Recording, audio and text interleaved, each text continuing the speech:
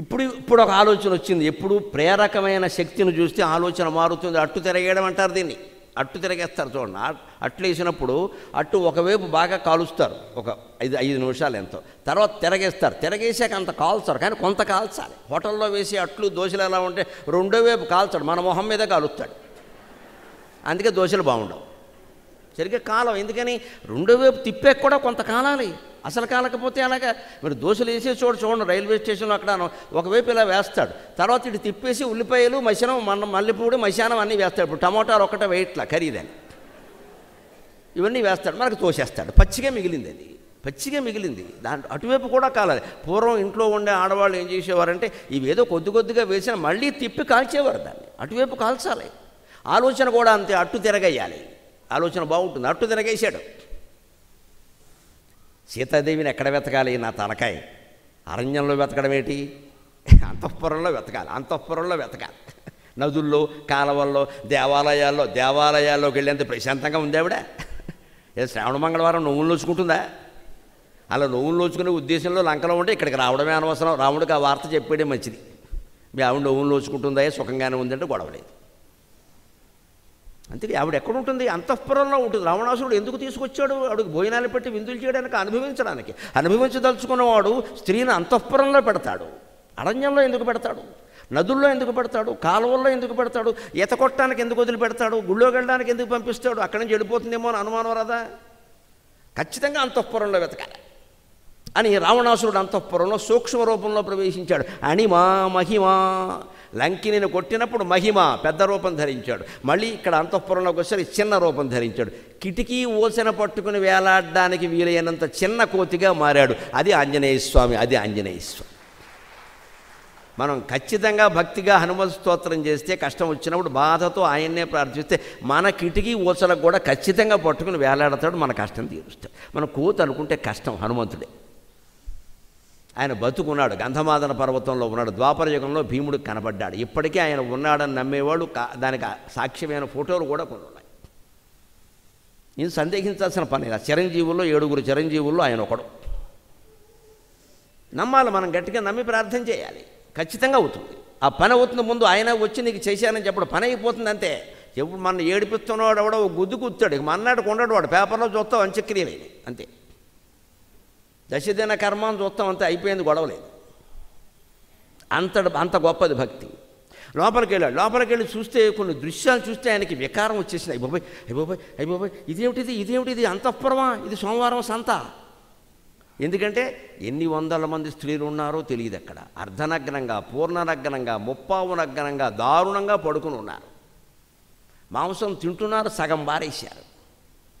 కొంతమంది పాపం శాకాహారం, సంగీతం వచ్చిన వాళ్ళు కూడా ఉన్నారు. వీణ వాయిస్తూ వీణ పక్కకి పెట్టేసి వీణ మీదే పడుకుందిట. వీళ్ళందరూ ఇంచుమించు అర్ధనగ్నంగానే ఉన్నారు. ఎవరో తెలుసా?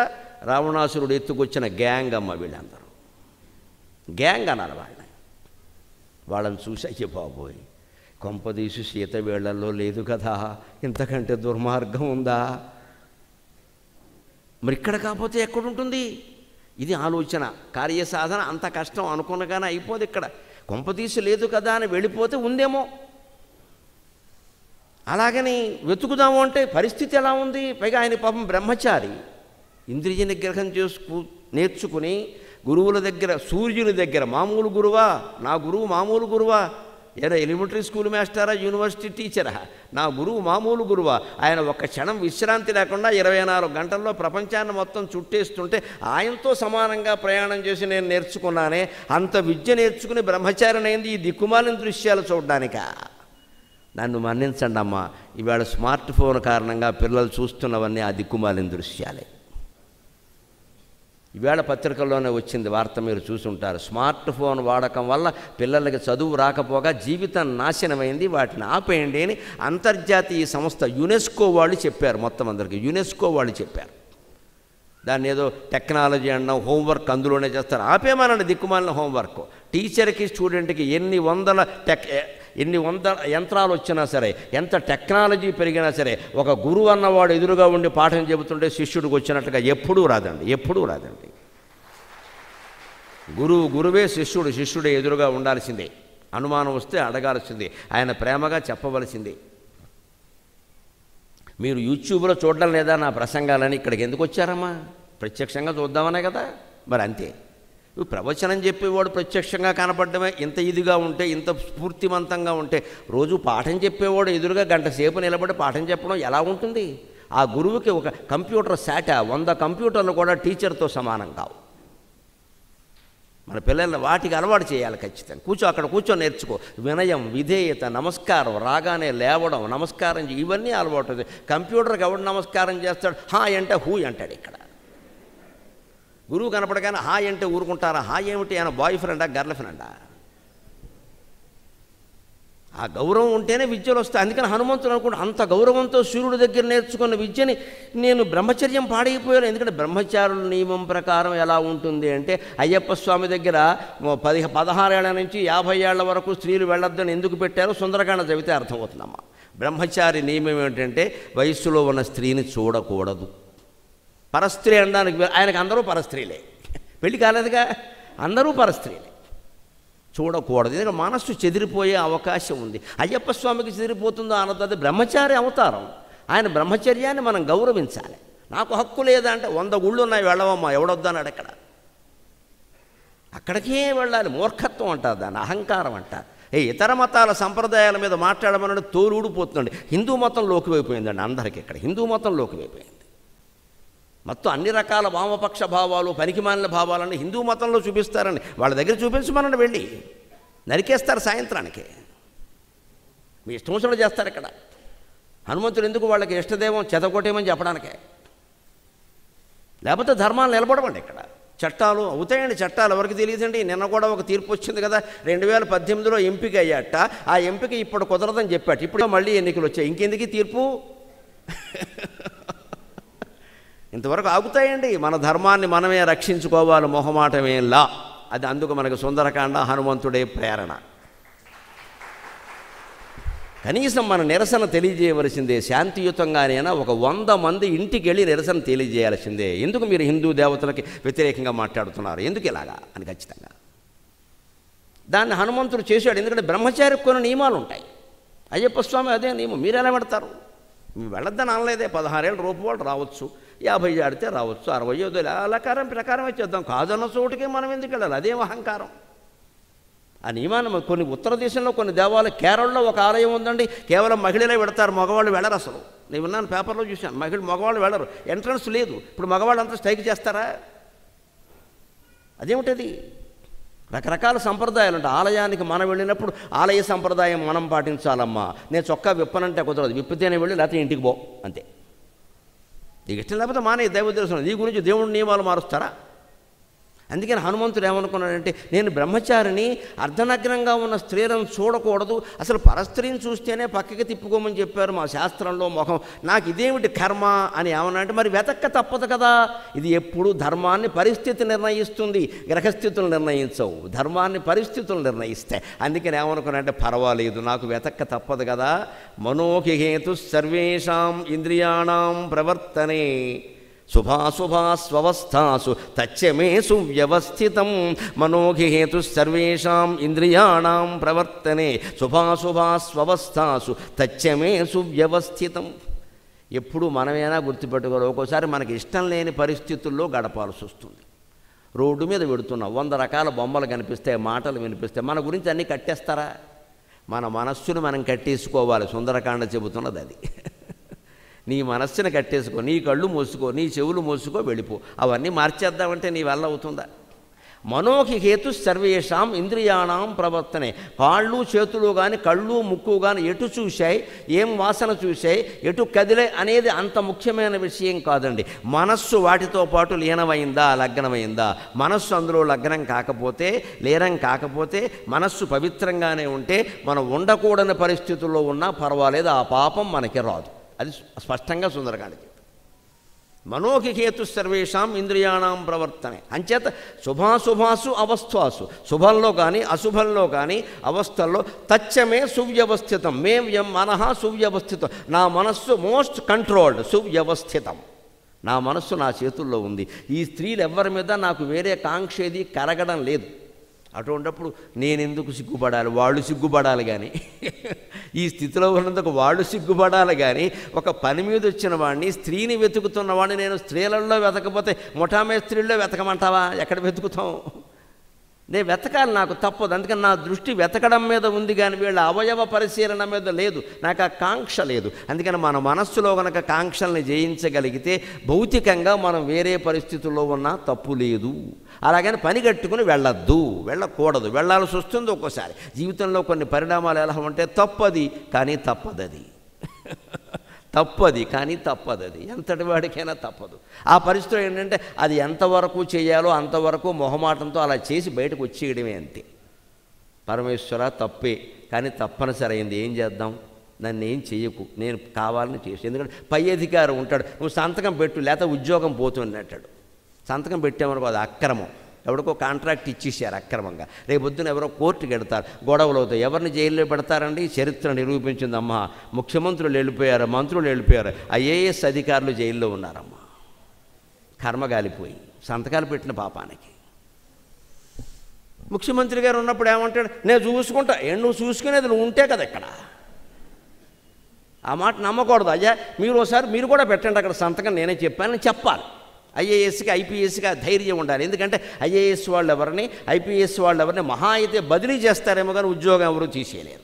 అందులోనూ దీంట్లో సంతకం పెట్టడం వల్ల ఉద్యోగం తీసేయాలంటే వాడి మంత్రి పదవే పోతుంది అక్కడ ఖచ్చితంగా. మరి ఎందుకు పిరికి వాళ్ళు అవుతారో నాకు అర్థం కాదు. బదిలీ అంటే ట్రాన్స్ఫర్ అండి, పెడతామండి. బెంగళూరుని తీసుకెళ్ళి అండమాన్లో భారత్తారు, పెడతావే. అక్కడ మాత్రం మనుషులు లేరా? వాళ్ళు బతకడం లేదా?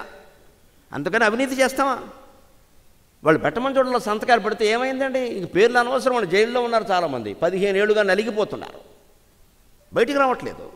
వాళ్ళు ఏం పాపం చేయలే, పెద్దవాళ్ళు చెప్పినట్టు చేశారు. అటువంటప్పుడు తప్పనిసరి చేయవలసి వస్తే కూడా ఉపాయం ఉంది. వెంటనే ఇంటికి వచ్చి అమ్మవారి కాళ్ళు ఎట్టేసుకోవాలి. అమ్మా, నా ఉద్యోగం కోసం భయపడ్డానమ్మా, ఏం జరుగుతుందో తెలియదు, నేను ఆడదాన్ని, నేను ఎక్కడికి వెళ్ళను, అందుకని పెట్టానమ్మా, నన్ను కాపాడంటే అమ్మవారు ఎటువంటిది అంటే ఈ సంతకం పెట్టిన వాడిని కాకుండా పెట్టించిన వాడిని మూసేస్తుంది. అనుమానం లేదు. భగవత్ శక్తికి ఏదీ తిరుగులేదు. మహామాయ మహామాయ మహాసత్వ మహాశక్తిర్ మహారథి. లలితా సహస్రం మహామాయ మహాసత్వ మహాశక్తిర్ మహారథి. ఏమైనా చేస్తుంది ఆవిడ. ఎందుకంటే భక్తుడిని కాపాడుకోవాలి. నమే భక్త ప్రణశ్యతి. తప్పు పని చెయ్యనే వద్దు, తప్పనిసరి చేయాల్సి వచ్చింది. దేవుడు కాళ్ళు ఎట్టేసుకోవడమే. ఒక్కసారి చేశాను, ఇంకోసారి చేయను, నన్ను క్షమించు, నాకు తప్పనిసరి చేశాను, నా పీక మీకు వచ్చింది, ఏం చేయమంటావు అంటే భగవంతుడు వింటాడండి. మన అమ్మ ఇంట్లో ఉన్నవి బొమ్మలు అనుకోకండి. మీరు దయచేసి ఒక్క మాట గుర్తుపెట్టుకోండి. మీరు బొమ్మ అయినా సరే మీరు పలకరిస్తే అమ్మవారు అవుతుంది. మీ ఇంట్లో అమ్మ అయినా సరే మీరు పలకరించకపోతే బొమ్మే అవుతుందమ్మా. దేవుడు బొమ్మ అయినా సరే మీరు పలకరిస్తే అమ్మవారు అవుతుంది. మీరు పలకరించకపోతే ఇంట్లో అమ్మ ఉన్నా సరే బొమ్మే. మీ అమ్మగారితోనే మీరు మాట్లాడాల, బొమ్మే అయింది ఆవిడ. మీరు మాట్లాడితే కదా.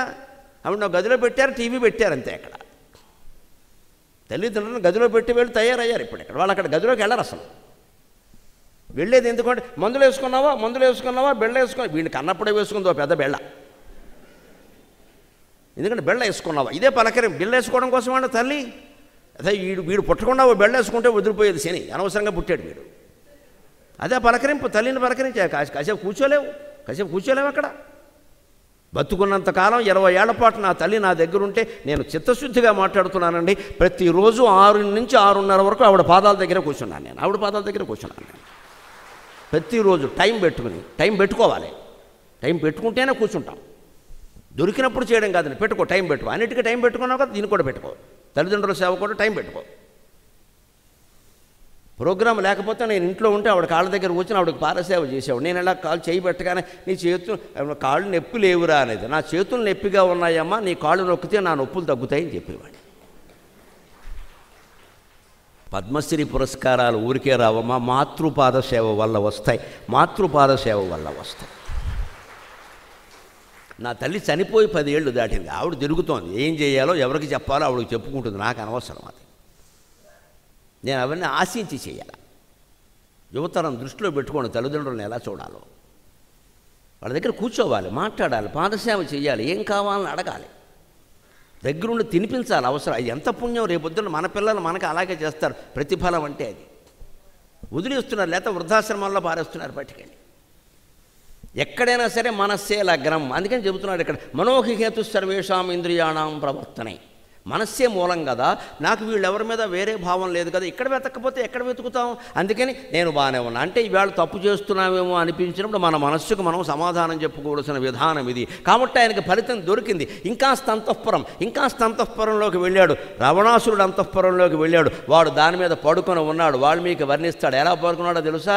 పెద్ద మినువుల రాశి, ఒక 100 కేజీలు మినువులు, మినపప్పు కాదండి, పొట్టు ఒలవని మినువులు, వాటికి నూనె బాగా రాసి ఎండలో ఆరబోస్తే ఎలా ఉంటాడో మంచం మీద రావణాసురుడు అలా ఉన్నట్ట. మినువుల రాశి. మీ దగ్గర ఏదో హింగణ బేళే, ఉద్యాన బేళే అంటారు. ఏం బేళేనో మీరు తెలుసుకోండి. మినపప్పు కాదు, మినువులే. నల్లగా నూనె రాసి ఆరబెట్టేవారు పూర్వం. ఆ రాశి, మినువుల రాశి కనుక డాబా మీద ఆరపోస్తే చాప వేసి అవి ఎలా ఉంటాయో రావణాసురుడు అలా ఉన్నట్టు నల్లగా ఉన్నాడు, కానీ మెరిసిపోతున్నాడు. ఆ పక్కనే ఒక స్త్రీ కనపడింది. అంతే, ఈయనకు ఆశ్చర్యం, ఎందుకంటే ఆవిడ తెల్లగా ఉంది, బంగారపు రంగులో మెరిసిపోతుంది. తెలుపు బంగారం కలిపిన రంగులో, మెజెంటా అంటారు, ఆ రకమైన రంగులో మెరిసిపోతుంది ఆవిడ. ఆశ్చర్యపోతున్నాడు. గౌరీం కనకవర్ణాభాం ఇష్టాం అంతఃపురేశ్వరీం, గౌరీం కనకవర్ణాభాం ఇష్టాం అంతఃపురేశ్వరీం, కపిర్మండోదరీం తత్ర శయానాం చారురూపిణీం. మన కావ్యాల్లో, పురాణాల్లో రాక్షస స్త్రీలకు కూడా మానవ స్త్రీలతో, దేవతా స్త్రీలతో సమానంగా స్థానం ఇచ్చి గౌరవించారండి. వాల్మీకి మండోదరుని ఎలా ప్రశంసిస్తున్నాడో చూడండి. గౌరీదేవిలో ఉందిట. హనుమంతుడు పొరపాటు పడ్డాడు, వాల్మీకి పడలేదు కదా, ఆయనకి తెలుసు కదా.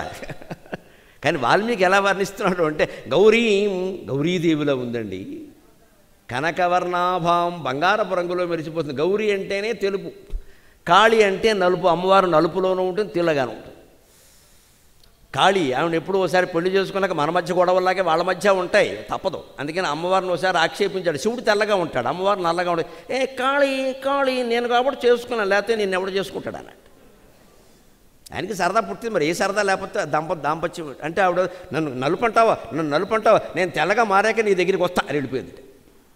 అని వెళ్ళిపోయి అమ్మవారు 10 ఏళ్ళు తపస్సు చేసింది. 10 ఏళ్ళు రంగు మారడానికే. బ్యూటీ క్లినిక్ లేవు, మరి ఏం చేద్దాం. 10 ఏళ్ళు తపస్సు చేసింది, తెల్లగా మారింది. అప్పుడు గౌరీ అయింది ఆవిడ. అది గౌరీ. అప్పుడు ఆ తపస్సు చేస్తుంటే ఒక పెద్ద పులి ఎక్కడి నుంచి వచ్చిందో తెలియదు, దానికే జన్మాంతర సుకృతం. అమ్మవారు తపస్సు చేస్తుంటే మింగేయడం మానేసి అలా ఎదురుగా టీవీ కెమెరా ఉన్నట్టుగా అలా కూర్చుంది, కదలకుండా. రోజు రావడం కూర్చోవడం. తర్వాత కైలాసానికి వెళ్ళాక వచ్చింది తన భార్యేనా అని అనుమానం వచ్చి శివుడు నువ్వెవరు అంటే, మీ ఆవిడనే, రంగు మారింది, కంగారు పడకు, వీడియోకులు ఇచ్చేకండి. ఏ అన్నావు కదా, ఆక్షేపించావు కదా నలుపని, నేను ఎలాగంటే అలాగే మారుతా. ఇవి నేను ఈ ఊరికి సరదా కన్నానంటే, సరదా కంటే అది అంతే, నా పట్టుదల అంతే, నేను మారే అని అప్పుడు సంతోషించి శివుడు నీకు వరం ఇస్తున్నా కోరుకో అన్నట్టు అమ్మవారు. అంటే ఆవిడ ఏం కోరింది తెలుసా? అది ఏదో పులి పాపం నా దగ్గర వచ్చి కూర్చుంది, అలాగే 10 ఏళ్ళు అలాగే కూర్చుంది. దానికి కైలాసంలో స్థానం ఇవ్వమని అడిగిందమ్మా. అదే భృంగీశ్వరుడు కైలాసంలో ఉండే భృంగి. శివపురాణంలో ఉంటుంది, దేవీ భాగవతంలో ఉంటుంది. భృంగీశ్వరుడు అంటే ఆయన. ఆ పులి ఇక్కడ మారాడు. కైలాసంలో అవకాశం ఈ కాస్త తప్పకుండానో, దానికేముంది. ఇది గౌరీ. అటువంటి గౌరీదేవిలా ఉంది మండోదరి. రాక్షస స్త్రీకి మన చరిత్రలో ఎంత ప్రాధాన్యం ఇచ్చారో చూడండి. గౌరీం కనకవర్ణాభాం ఇష్టాం అంతఃపురేశ్వరు. రావణాసురుడు 25 మందిని ఎత్తుకు రావచ్చు, ఇంకో 25 మంది వాడిని కావాలని పెళ్లి చేసుకున్నాడు. కానీ వాడు అదృష్టాల్లో అదృష్టం ఏమిటంటే వాడికి మండోదరి అంటేనే ఇష్టం. సీత మీద ఇష్టం ఎలా ఉన్నా అదేదో బలాత్కారం అనుభవించాలనే పట్టుదల, అంతకంటే ఎలా. ఇష్టం మాత్రం మండోదరి. ఎందుకంటే ఇన్ని వేషాలు వేసినా మండోదరిని వాడు కాదని అనలేదు, అగౌరవించలేదు. ఇతరుల దగ్గర ఎప్పుడు, మండోదరి దగ్గర ఎప్పుడు ఇతరుల ప్రశంస తీసుకొచ్చామండి, బాధ పెట్టలే. నా ఏడుపేదో నేను ఏడుస్తాను పోనే అన్నాడు. ఎందుకంటే వాడు అసలు ఏడుపు లోపల వేరే. నేను ఇలా చేస్తే కానీ రాముడు రాడు, రాముడు వస్తే కానీ నన్ను చంపడు, చంపితే కానీ నేను వైకుంఠానికి వెళ్ళను, జయ విజయుల్లో ఒకడిని, నాకు ఈ కర్మ పట్టింది ఏమిటంటే వాడి అంతర్గత వేదన. అదేపటికి అర్థమవుతుంది.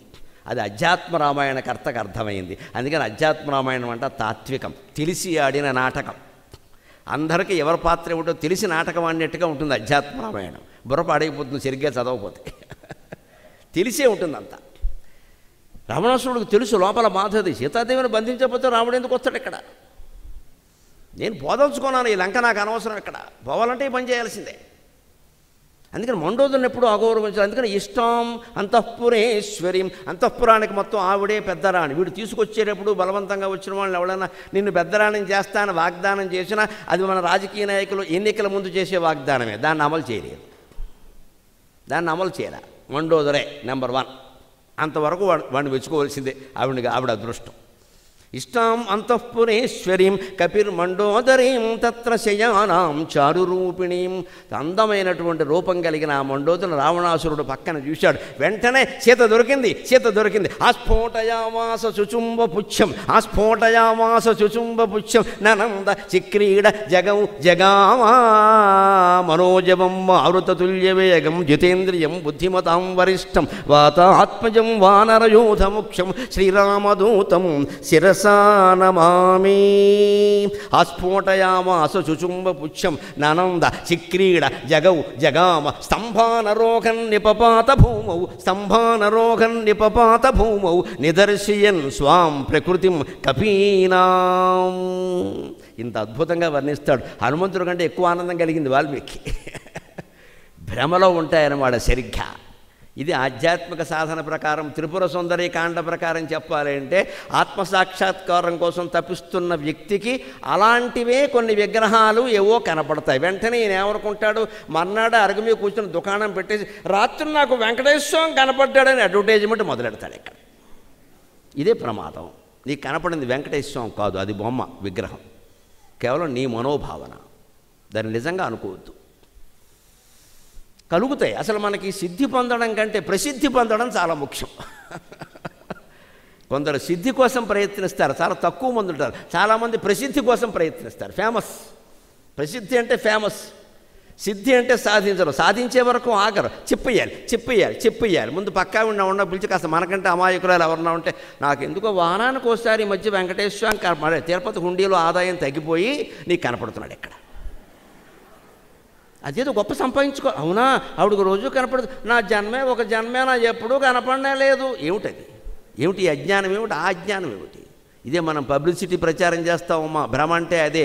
ఆత్మసాక్షాత్కారం కోసం ప్రయత్నం చేస్తుంటే మధ్యలో అణిమ మహిమ గరిమ లహిమ లాంటి సిద్ధులు వస్తాయి, ఏవేవో కనపడతాయి. అవన్నీ నిజమని అనుకోకూడదు. అందుకే సీత కోసం వెతుకుతుంటే మండోదరి కనపడింది. ఇంచుమించు సీత, అంతేగాని సీత కాదు. ఏదో వెనక ప్రకటన ఉండే చూడండి, ఇంచుమించు ఫిల్టర్ కాఫీకి సరిసాటే కానీ ఫిల్టర్ కాఫీ కాదు.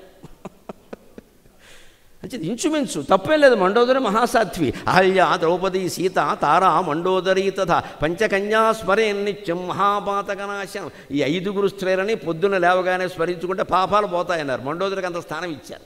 రాక్షస స్త్రీ అయితే ఆవిడ పాతివృత్యం ఆవిడకుంది, ఆవిడ శీలం ఆవిడకుంది, ఆవిడ గొప్పతనం ఆవిడకుంది. అంచేత భారతదేశంలో పురాణాల్లో ఎప్పుడు గుణాన్ని చూశారు తప్ప కులాన్ని చూడలేదు. గుణాన్నే చూశారు. అందుకని ఈయన మండోదరిని చూసి సీత అనుకుని ఏం చేశాడు, ఆస్ఫోటయామాస, వెంటనే తోకని నేలకేసి టప్ అని కొట్టాడు. కోతి అంతే చేస్తుంది కదండి. చుచుంబ తోక అని ముద్దెట్టుకున్నాడు. మరి కోతి అంతే చేస్తుందిగా. మన యువతరానికి ఏమైనా సంతోషమైతే అంటాడు, ఉంగరాన్ని ముద్దెట్టుకుంటాడు. దేవుడి గుళ్ళోకి వెళ్ళినప్పుడు కూడా కొంతమంది యువకులను చూశాను నేను, ఉంగరాన్ని ముద్దెట్టుకుంటాడు. అదేమిటో నాకు తెలియదు. ఎవడి చేష్టలు వాడివి, కోతి చేష్టలు కోతివి. అందుకని ఈయన ఆస్ఫోటయామాసి తోకపెట్టి నేల టప్ మన కొట్టేట. లంక అదిరిపోయింది. ఆ దెబ్బకి సాధించాం యా అనుకున్నాడు ఆయన. చుచుంబ ముద్దెట్టుకున్నట్ట, చుచుంబ పుచ్చం తోక ముద్దెట్టుకున్నట్ట పైకి లేపి. నానంద బ్రహ్మానందాన్ని పొందేట. చిక్రీడ గంతులేసేట అటు ఇటు. జగౌ జగామ బయటికి వెళ్ళాట, లోపలికి వచ్చాట. బయటికి అంటే ఎవరికో చెప్పేయాలి అనిపిస్తుంది కదా. నేను చూసా ఎక్కడ ఎవడున్నాడు, అంగదుడు లేడు, అవడు లేడు, సుగ్రీవుడు లేడు, ఎవరు లేడు అక్కడ. ఎవరికి చెప్తాడు కానీ ఏదో అనిపిస్తుంది. మనం ఏదైనా సాధించగానే చెప్పేయాలని అనిపిస్తుంది కదా. ముందు ఫోన్ తీస్తాం, మనం అర్జెంటుగా చెప్పేద్దామని. అందుకని ననంద చక్రీడ జగము జగామ బయటికి వెళ్ళాట, లోపలికి వచ్చాట. స్తంభానరోహన్ నిపపాత భూము. కోతి చేష్ట ఇంకోలా ఉంటుంది. ఇలాంటి స్తంభాలు అంటే పైకెక్కుతున్న కిందికి దిగుతుంది, పైకెక్కుతున్న కిందికి దిగుతుంది. స్తంభానరోహన్ పైకెక్కాడు. నిపపాత భూము మళ్ళీ నేల మీద కిందకి తీసుకుంటూ రాలేదు, దూకేశాడు. ఆనందం, కాళ్ళు విరిగిపోయినా సరే. నిదర్శయన్ స్వాం ప్రకృతిం కపీనాం. అక్కడ తేల్చేసాడు వాల్మీకి. మొత్తం మీద కోతి బుద్ధి చూపించుకున్నాడండి అన్నాడు. ఆత్మసాక్షాత్కార సాధనలో ఎప్పుడు ప్రలోభాలు వస్తాయి. ఆటంకాలు వస్తాయి, ఏవో సిద్ధులు కొన్ని వస్తాయి, లావు అవ్వడం, సన్నం అవ్వడం, ఎగరడం అన్నీ వస్తాయి. వెంటనే దుకాణం పెట్టేయకూడదు. దాన్నే మణిపూర చక్రం అంటారు యోగ సాధనలో. మూలాధార చక్రం, కటిభాగంలో ఉండే మూలాధార చక్రం, మర్మాంగానికి ఎదురుగా ఉండే స్వాధిష్టాన చక్రం, నాభి ప్రాంతంలో ఉండే మణిపూర చక్రం దగ్గర రాగానే 99% మంది యోగులు చెడిపోతారు. ఇప్పుడు లోకంలో మాయలు చేస్తున్న వాళ్ళందరూ ఇలాంటి వాళ్ళే. ఏవో సృష్టిస్తారు, కొన్ని చేస్తారు, ఉంటాయి, శక్తులు ఉంటాయి, లేకపోవు. వారు ఇచ్చినవన్నీ మిగులుతాయి. కానీ మణిపూర చక్రం వరకే సాధన జరిగింది, ఆయన పూర్తి సాధన చెయ్యాలి. మణిపూర చక్రం అండంలో ఉంది, మణుల చేత పూరింపబడిన చక్రం. దానికి విష్ణు అధిపతి, విష్ణు మాయ, బ్రహ్మాండంగా మాయలు చేస్తాడు ఆయన. కొన్ని పాఠాల ప్రకారం బ్రహ్మదేవుడు అధిపతి. కొన్ని బ్రహ్మదేవుడైనా సృష్టే కదా, అన్నీ సృష్టిస్తారు. ఈయన ఏమైపోతాడు, వెంటనే దుకాణం పెట్టేస్తాడు. రోగాలు తగ్గిస్తున్నట్ట, అందరికీ అవి వస్తున్నాయట అనగానే వీళ్ళందరూ వెళ్ళిపోతారు. ఈయన చేసిన తపస్సు అంతా వీళ్ళ కోసం సరిపోయింది. వెళ్ళే వాళ్ళంతా పారిశ్రామికవేత్తలు, కాంట్రాక్టర్లే. పేదవాళ్ళు ఎవరు వెళ్ళరు, వాళ్ళకి డబ్బులు ఉండవు. వాళ్ళ కోసం ఈయన ఏం చేయడు. వీళ్ళు ఎవరినో కాపాడడం కోసం చేస్తారు. కొన్నాళ్ళకి ఏమవుతుంది, ఈ తపస్సు తరిగిపోయి చివరికి ఆయనకే అనారోగ్యం వస్తుంది. అప్పుడు తపస్సు చేసుకునే శక్తి ఉండదు, నష్టపోతాడు మొత్తం అంతా. అది చెబుతున్నాడు యోగశాస్త్రం. అందుకే ఇది సుందరీకాండ, త్రిపుర సుందరీ సాధన. అందుకని పొరపాటు పడ్డాడు. కానీ ఏమిటి, కృంగిపోలా, కృషించిపోలా, తెలుసుకున్నాడు. కాసేపటికి చూశాక ఏ ఆలోచన, మళ్ళీ అట్టు తిరగేశాడు. నా బుద్ధి తగలయ్యా, ఈవిడ నిజంగా సీతాదేవి అయితే రావణాసురుడు పక్కలో ఎందుకు పడుకుంటుంది? ఒకవేళ పడుకుంటే నేనెందుకు ఇక్కడికి రావడం, ఇంకా పని లేక. అంటే ఆవిడ ఇష్టపడింది అన్నట్టే కదా, ఇంక నేనెందుకు రావడం? పైగా ఈ మాట పట్టుకెళ్ళి రాముడికి చెబితే చచ్చిపోతాడు ఆయన, ఎంత ప్రేమిస్తున్నాడు. అగ్నిపర్వతంలా జ్వలించిపోతున్నాడు విరహంతుడు. నా సీత, నా సీత, నా సీత, సీత కోసం పంచభూతాలని కలగుండు చేస్తానంటాడు. ఇంత ప్రేమికుడు ఎక్కడా దొరకడే. అటువంటి ప్రేమికుడు ఉండగా ఈవిడ ఇలా చేసింది ఏంటి? ఇక నేనెందుకు ఇక్కడ ఉండడం, వెతకడం, ఆయనకి చెప్పడం, మళ్ళీ పని లేక అని ఒక్కసారిగా నిరాశ ఆవరించింది. దాని నుంచి ఎలా కోరుకున్నాడు? నిరాశ ఆవరించగానే ఆయన ఏమన్నాడో తెలుసా? లేదు, సీత అలాంటిది కాదు. అలాంటిదైతే రామచంద్రమూర్తి నాకు చెప్పడు, నేనే చూస్తానన్న నమ్మకంతో ఉంగరం కూడా ఇచ్చి పంపించాడు మహానుభావుడు. తప్పుడు ప్రవర్తన ఉండే భార్య గురించి ఏ భర్త అయినా అలా చెబుతాడా? భర్త గురించి భార్య అలా చెబుతుందా? లేదు, ఈవిడ సీత కాదు అని మళ్ళీ ఉత్సాహం తెచ్చుకున్నాడు. అని అప్పుడు ఆశ్చర్యపోయాడు. ఏమిటి, వీడి ఒళ్ళు బంగారంగాను, ఇంత చక్కని భార్యను పెట్టుకుని, ఇంత సౌశీల్యవతి పెట్టుకుని, సీతాదేవి అని నేను పొరపడే భార్యను పెట్టుకుని గౌరీదేవిలా కనిపిస్తున్నామంటే పెట్టుకుని వీడికి పరస్త్రీల గోళ ఏమిటి, ఆ చావు కోసం తప్పితే అనుకున్నాడు. చాలామంది మనలో కూడా అంతే. భార్య అందంగా లేకపోవడం వల్ల, భార్య అనుకూలంగా లేకపోవడం వల్ల తప్పుడు సంబంధాలు పెట్టుకోరండి, వాళ్ళు కొవ్వెక్కి పెట్టుకుంటారండి. దానికి సమర్థన ఏం చెబుతారంటే, మా ఇంట్లో వాళ్ళు నాకు కొంచెం అనుకూలంగా ఉండరు. అబ్బా, వాళ్ళు అంటే ఎంతమంది ఉన్నారో ఇక్కడ. నువ్వు ఉన్నావు ఆవిడకి అనుకూలంగా లేకపోతే వంకర సంబంధం పెట్టుకుంటావా? ఇదివరకు ఈ మాట మగవాళ్ళు ఎరేరమ్మ, నన్ను మన్నింతులు కాక 10 ఏళ్ల బట్టి ఆడవాళ్ళు కూడా మొదలెట్టారు. వేషాలన్నీ వేయడమును. మా ఆయన ప్రేమగా చూడ్డం, వాడెవడో చూశాడు, వీడిని 20 ఏళ్ళు కాపురం చేసిన వీడు చూడ, వాడెవడో గొట్టంగాడు చూస్తాడు నేను ప్రేమగా. ఈయన ప్రేమగా చూడలేదు, వాడెవడో నచ్చాడు, వాడు ముందే అమ్మేస్తాడు బయటికి పట్టుకెళ్ళి. 2 రోజులు బాగా చూస్తాడు, 6 నెలలు బాగా చూస్తాడు. తర్వాత ఏమంటాడు, నువ్వు నాతో వచ్చావంటే ఎంతమందితో పోయావు అంటాడు. నమశివాయ, పాపం క్షమించు కాక. ఏమైంది, పెనం మించి పొయ్యిలో పడినట్టు అయింది వ్యవహారం. ఇదివరకు పెనం మీద ఉన్నాం, పెనం మీద ఉంటే ఓసారి ఇలా తిప్పుతారు, పొయ్యిలో పడేమనుకో మొత్తం కలిపోతాం. 2వ సంవత్సరం అంటే అంతే. అంచేది విడాకులు తీసుకునేటప్పుడే ఆలోచించాలి. మరో నిర్ణయం తీసుకోకుండా ఉంటే మధ్య ఆ పిల్లనో పెట్టుకుని అలా కాలక్షేపం చేస్తే వాళ్ళైనా గుర్తిస్తారు ఆ త్యాగాన్ని. మా అమ్మ నా కోసం ఉండిపోయింది, మా నాన్నగారు నా కోసం ఉండిపోయారు అనుకుంటారు. ఆ త్యాగం వాళ్ళకి, ఆ సేవ వాళ్ళకైనా ఉండే. మనం ఇంకోళ్ళని ఎంపిక చేసుకున్నామంటే అటు ఉండదు ఇటు ఉండదు, మొత్తం దెబ్బే. అంచేతను అనుకున్నాడు, ఇంత మంచి భార్యను పెట్టుకుని ఇలా చేసేయడేమిటి అని. అప్పటికి నీరసం వచ్చింది. ఏమిటో లోకంలో మానవులందరూ ఇంతేనా, రామచంద్రమూర్తి లాంటి వాడు ఒక్కడూ కనపడ్డా, ఇప్పుడు నేను సీత దొరకలేదని ఎలా చెప్పను ఇక్కడ అని నిర్వేదానికి లోనయ్యాడు. మళ్ళీ ఉత్సాహం చేసుకున్నాడు. ఈవిడ సీత కాదు, అది ఖాయం. కాబట్టి నేను నీరసం పడాల్సిన పని ఏం లేదు ఇక్కడ. అనిర్వేద శ్రియో మూలం అనిర్వేద పరం సుఖం అనిర్వేదో హి సతతం సర్వార్థేషు ప్రవర్తక. యావత్తు జనానికి ఉపయోగపడే మాట. అనిర్వేద అంటే నిర్వేదం లేని స్థితి, ఉత్సాహం అని అర్థం. ఒక్క మాటలో ఉత్సాహం శ్రేయో మూలం. మనకి సంపదలు రావాలంటే ఉత్సాహంగా పనిచేయాలి. అనిర్వేద శ్రేయోమూలం, అనిర్వేద పరం సుఖం. ఉత్సాహాన్ని మించిన సుఖం లేదు. ఒకవేళ జ్వరం ఉన్నా సరే, 104 డిగ్రీలు జ్వరం ఉన్నా సరే ఉండనియండి, అలాగే మంచం మీద ఏడుస్తూ పడుకోకుండా. కొంతమంది 100 డిగ్రీలకే తట్టుకోలేరు, 99కి కూడా తట్టుకోలేరు. స్నానం కూడా మానేశారు సరే, వేరే విషయం అది. దుప్పటి ముసుగెట్టించి ముఖం తీస్తే మనకు కూడా రోగం వచ్చేలా కూర్చోవడం అక్కడ. అంత నిరుత్సాహం పని లేదు. 99, 100 తట్టుకోవచ్చు, 102, 104 వస్తే వేరు. 104 వచ్చినా సరే వేడి నీళ్ళలో ఏదో స్నానం చేసేసి శుభ్రంగా హాల్లో కూర్చొని ఫ్యాన్ 3లో 4లో పెట్టేసి లెగ్గేసేసి మనోజవం మారుతతుల్య వేగం అని హనుమంతుడు మంత్రం జపం చేయండి, అనారోగ్యాలన్నీ మొత్తం పోతాయి వెంటనే. శరీరం ఉత్సాహంగా ఉంటే మనస్సు ఉత్సాహంగా ఉంటుందండి. మనస్సు ఉత్సాహంగా లేనప్పుడు కనీసం శరీరాన్నైనా ఉత్సాహంగా ఉంచాలి. శరీరం ఉత్సాహంగా అనారోగ్యంతో ఉంటే మనస్సునైనా ఉత్సాహంగా ఉంచాలి. మనస్సుతో శరీరానికి మందు వేయచ్చు, శరీరంతో మనస్సుకి మందు వేయచ్చు. రెండూ మన చేతుల్లోనే ఉన్నాయి. ఎందుకు నిరుత్సాహానికి లోనవ్వాలి? నీ మనస్సులో బెంగ ఉందమ్మా, శరీరం బాగానే ఉందిగా, భగవంతుడి దేవల్ల అనారోగ్యం లోపమేం లేదుగా. శుభ్రంగా ఫిల్టర్ కాఫీ తాగి కూర్చో, హాల్లో కూర్చో, నీకు ఇష్టమైన వాళ్ళని పిలిచి మాట్లాడు, లేకపోతే ఫోన్లో చాటింగ్ అప్పుడు చేయి, సరదాగా ఆ రోగం పోతుంది. సరదా లేదా ఇష్టమైన పుస్తకం చదువు, ఇష్టమైన ప్రవచనం విను, టీవీలో ఇష్టమైన కార్యక్రమం చూడు, మనస్సు బాగుంటుంది. ఇక వచ్చింది కదా అని ముసుగట్టేసి కూర్చుంటే సాయంత్రం కాదు 2 రోజులైనా తగ్గదు. అది లేచి ముందు మన పని ఏదో మనకు ఉంటుంది, కాస్త కాఫీ పెట్టుకోవడమైనా చేసుకోవాలి. ఇంట్లో కాస్త ఓపిక వస్తుంది, కాస్త 2 మాటలు మాట్లాడుకుంటే ఓపిక వస్తుంది. అది అనిర్వేద శ్రేయో మూలం, అనిర్వేదం పరం సుఖం, అనిర్వేదోహి సతతం సర్వార్థేషు ప్రవర్తక. ఈ అనిర్వేదం అంటే ఉత్సాహం అనేది ఉందే, సతతం ఎప్పుడు, సర్వార్థేషు ప్రవర్తక, అన్నిట్లోనూ ఇదే ఉండాలి అన్నాడు. మళ్ళీ వెతికాడు, అంతఃపురం అంతా వెతికాడు, మళ్ళీ తోటలన్నీ వెతికాడు, ఊళ్ళన్నీ వెతికాడు, విభీషణుడు మందిరం సహా అనేక మందిరాలు గాలించేశాడు. చిన్న కోతిగా మారి కిటికీలోంచి కూడా చూశాడు. అప్పట్లో కిటికీలు ఎలా ఉండేవో తెలుసా, చూడగలిగాడు. అప్పట్లో కిటికీలు ఎలా ఉండేవంటే ఊసలు ఉండవు, గవాక్షం అంటారు కిటికీని. ప్రాచీన కావ్య భాషలో గవాక్షం అంటారు. గవాక్షం అంటే గో ప్లస్ అక్షం, ఆవు కన్ను. ఆవుకి మన నాగరికతకి అంత సంబంధం ఉంది. ఆవు కన్ను ఏ ఆకారంలో ఉంటుందో కిటికీ అలా పెట్టేవారు. దానికి ఊసలు ఉండవు, దాంట్లోంచి గాలి వస్తుంది, వెలుతురు వస్తుంది. ఎప్పుడైనా వర్షం వస్తుంది అంటే అడ్డంగా ఏదో పెట్టేవాళ్ళు అంతే. అలా కాబట్టి ఆరోగ్యాలు బాగున్నాయి. మనం ఇవాళ గోడ బదులు కొట్టాం, 3 ప్యానెల్ కిటికీ పెట్టాం, దానికి తలుపులు పెట్టాం, దోమల తలుపు పెట్టాం, ఊసలు పెట్టాం, పెద్ద తెర వేసాం, రోగం తెచ్చుకున్నాం. ఇవన్నీ పెట్టేటప్పుడు అసలు గోడ పగల కొట్టకుండా ఉంటే మంచిది కదా. ఎందుకు ఇవన్నీ? పైగా వాస్తు ప్రకారం కట్టాం. వాస్తు ఎందుకు చెప్పారు? కిటికీలు తెరవాలని పెట్టమాలి. లేదా కిటికీ ఎందుకమ్మా ఆలోచించండి. 4 అంటే 4 పెట్టావండి, నువ్వు 4 పెట్టావా 40 పెట్టావా ముఖ్యం కదమ్మా, 4 తెరవాలి.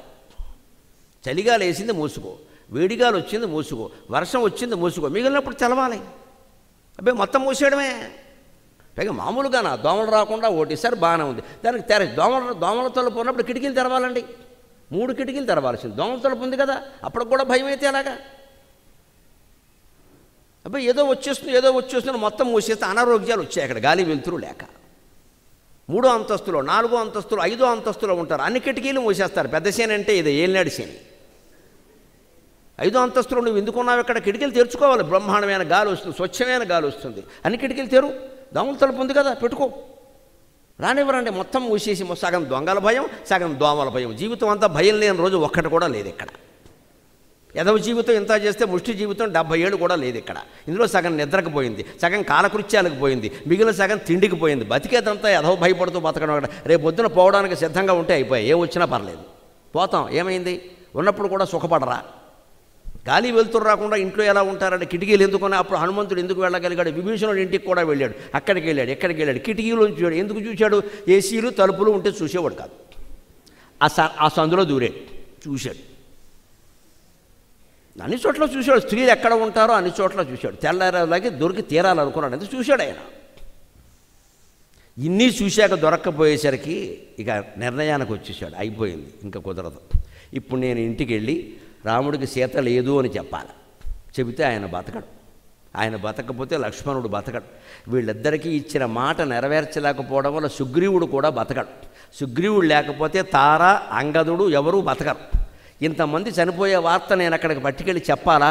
చెప్పకుండా ఇక్కడే కూర్చున్నాననుకో ఏం జరిగిందో తెలియక బెంగెట్టుకుంటారు. అందుకని వెళ్లకుండా ఉండలేం, వెళ్ళలేం. కాబట్టి ఇప్పుడు ఏమిటి మార్గం? ఆత్మహత్య ఒక్కటే మార్గం అని నిర్ణయించుకున్నాడమ్మా హనుమంతుడు అంతటి వాడు. నిరాశ అందరినీ కమ్మేస్తుంది. దీనికి పూర్వజన్మ కథలు చెప్పి సరిపెట్టుకోక్కల్లా. హనుమంతుడు నిర్ణయించుకున్నాడు. వాల్మీకి రామాయణంలో స్పష్టంగా ఉంది. ఎవరైనా నిర్ణయించుకుంటారు అలాగా. ఓ పావు గంట సేపు నిరాశలో నిస్పృహలో కూరుకుపోయాడు. కింద ఇసక పట్టుకుని ఇలా నలిపేస్తున్నాడు. ఏం చేయాలో తెలియక, వెళ్ళాలో తెలియదు, ఉండాలో తెలియదు, ఆవిడ దొరకలేదు. ఏమిటిది? భగవంతుడు తప్ప వేరే ఆధారం కనపట్ల. ఆ భగవంతుడు కూడా నన్ను అనుగ్రహించట్లేదు. సరిగ్గా ఆధ్యాత్మిక సాధన ఇలాగే ఉంటుంది. అమ్మవారు కనపడడం లేదు, అమ్మవారు కనపడడం లేదు. 32 మెట్లలో 25 మెట్లు ఎక్కిన వాడికి మనస్సు మండిపోతూ ఉంటుందమ్మా, మండిపోతూ ఉంటుంది వాడికి. ఎందుకు ఇది? తిన్నదే తిన్నాం, పడుకున్నదే పడుకున్నాం, అనుభవించిన సుఖమే మళ్ళీ అనుభవించాం. ఇదే గొడవలు మాట్లాడుకుని విసుగు రావట్లేదా? భగవంతుడిని చూడని జన్మ కూడా ఓ జన్మేనా? ఎందుకు కళ్ళిచ్చాడు భగవంతుడు దేవుడిని చూడడానికి? విగ్రహాల రూపంలో, బొమ్మల రూపంలోనే చూడేది. ప్రత్యక్షంగా అమ్మవారిని చూడలేమండి. ఈ పట్టుదల పట్టిన వాడికి పిచ్చెక్కిపోతుందమ్మా. అనుభవించిన వాడికి తెలుస్తుంది ఆ బాధ. అదే హనుమంతుడు బాధ. అందుకని ఆ ఆవేశంలో ఒక మాట అనుకున్నాడు, కానీ బయటపడ్డాడు.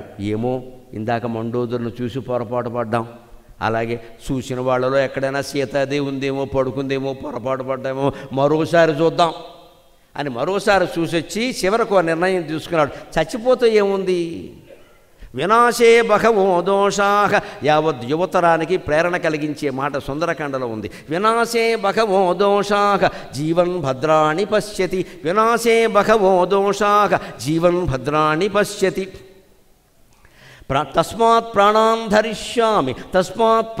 ధరిష్యామి ధ్రువో జీవిత సంగమః.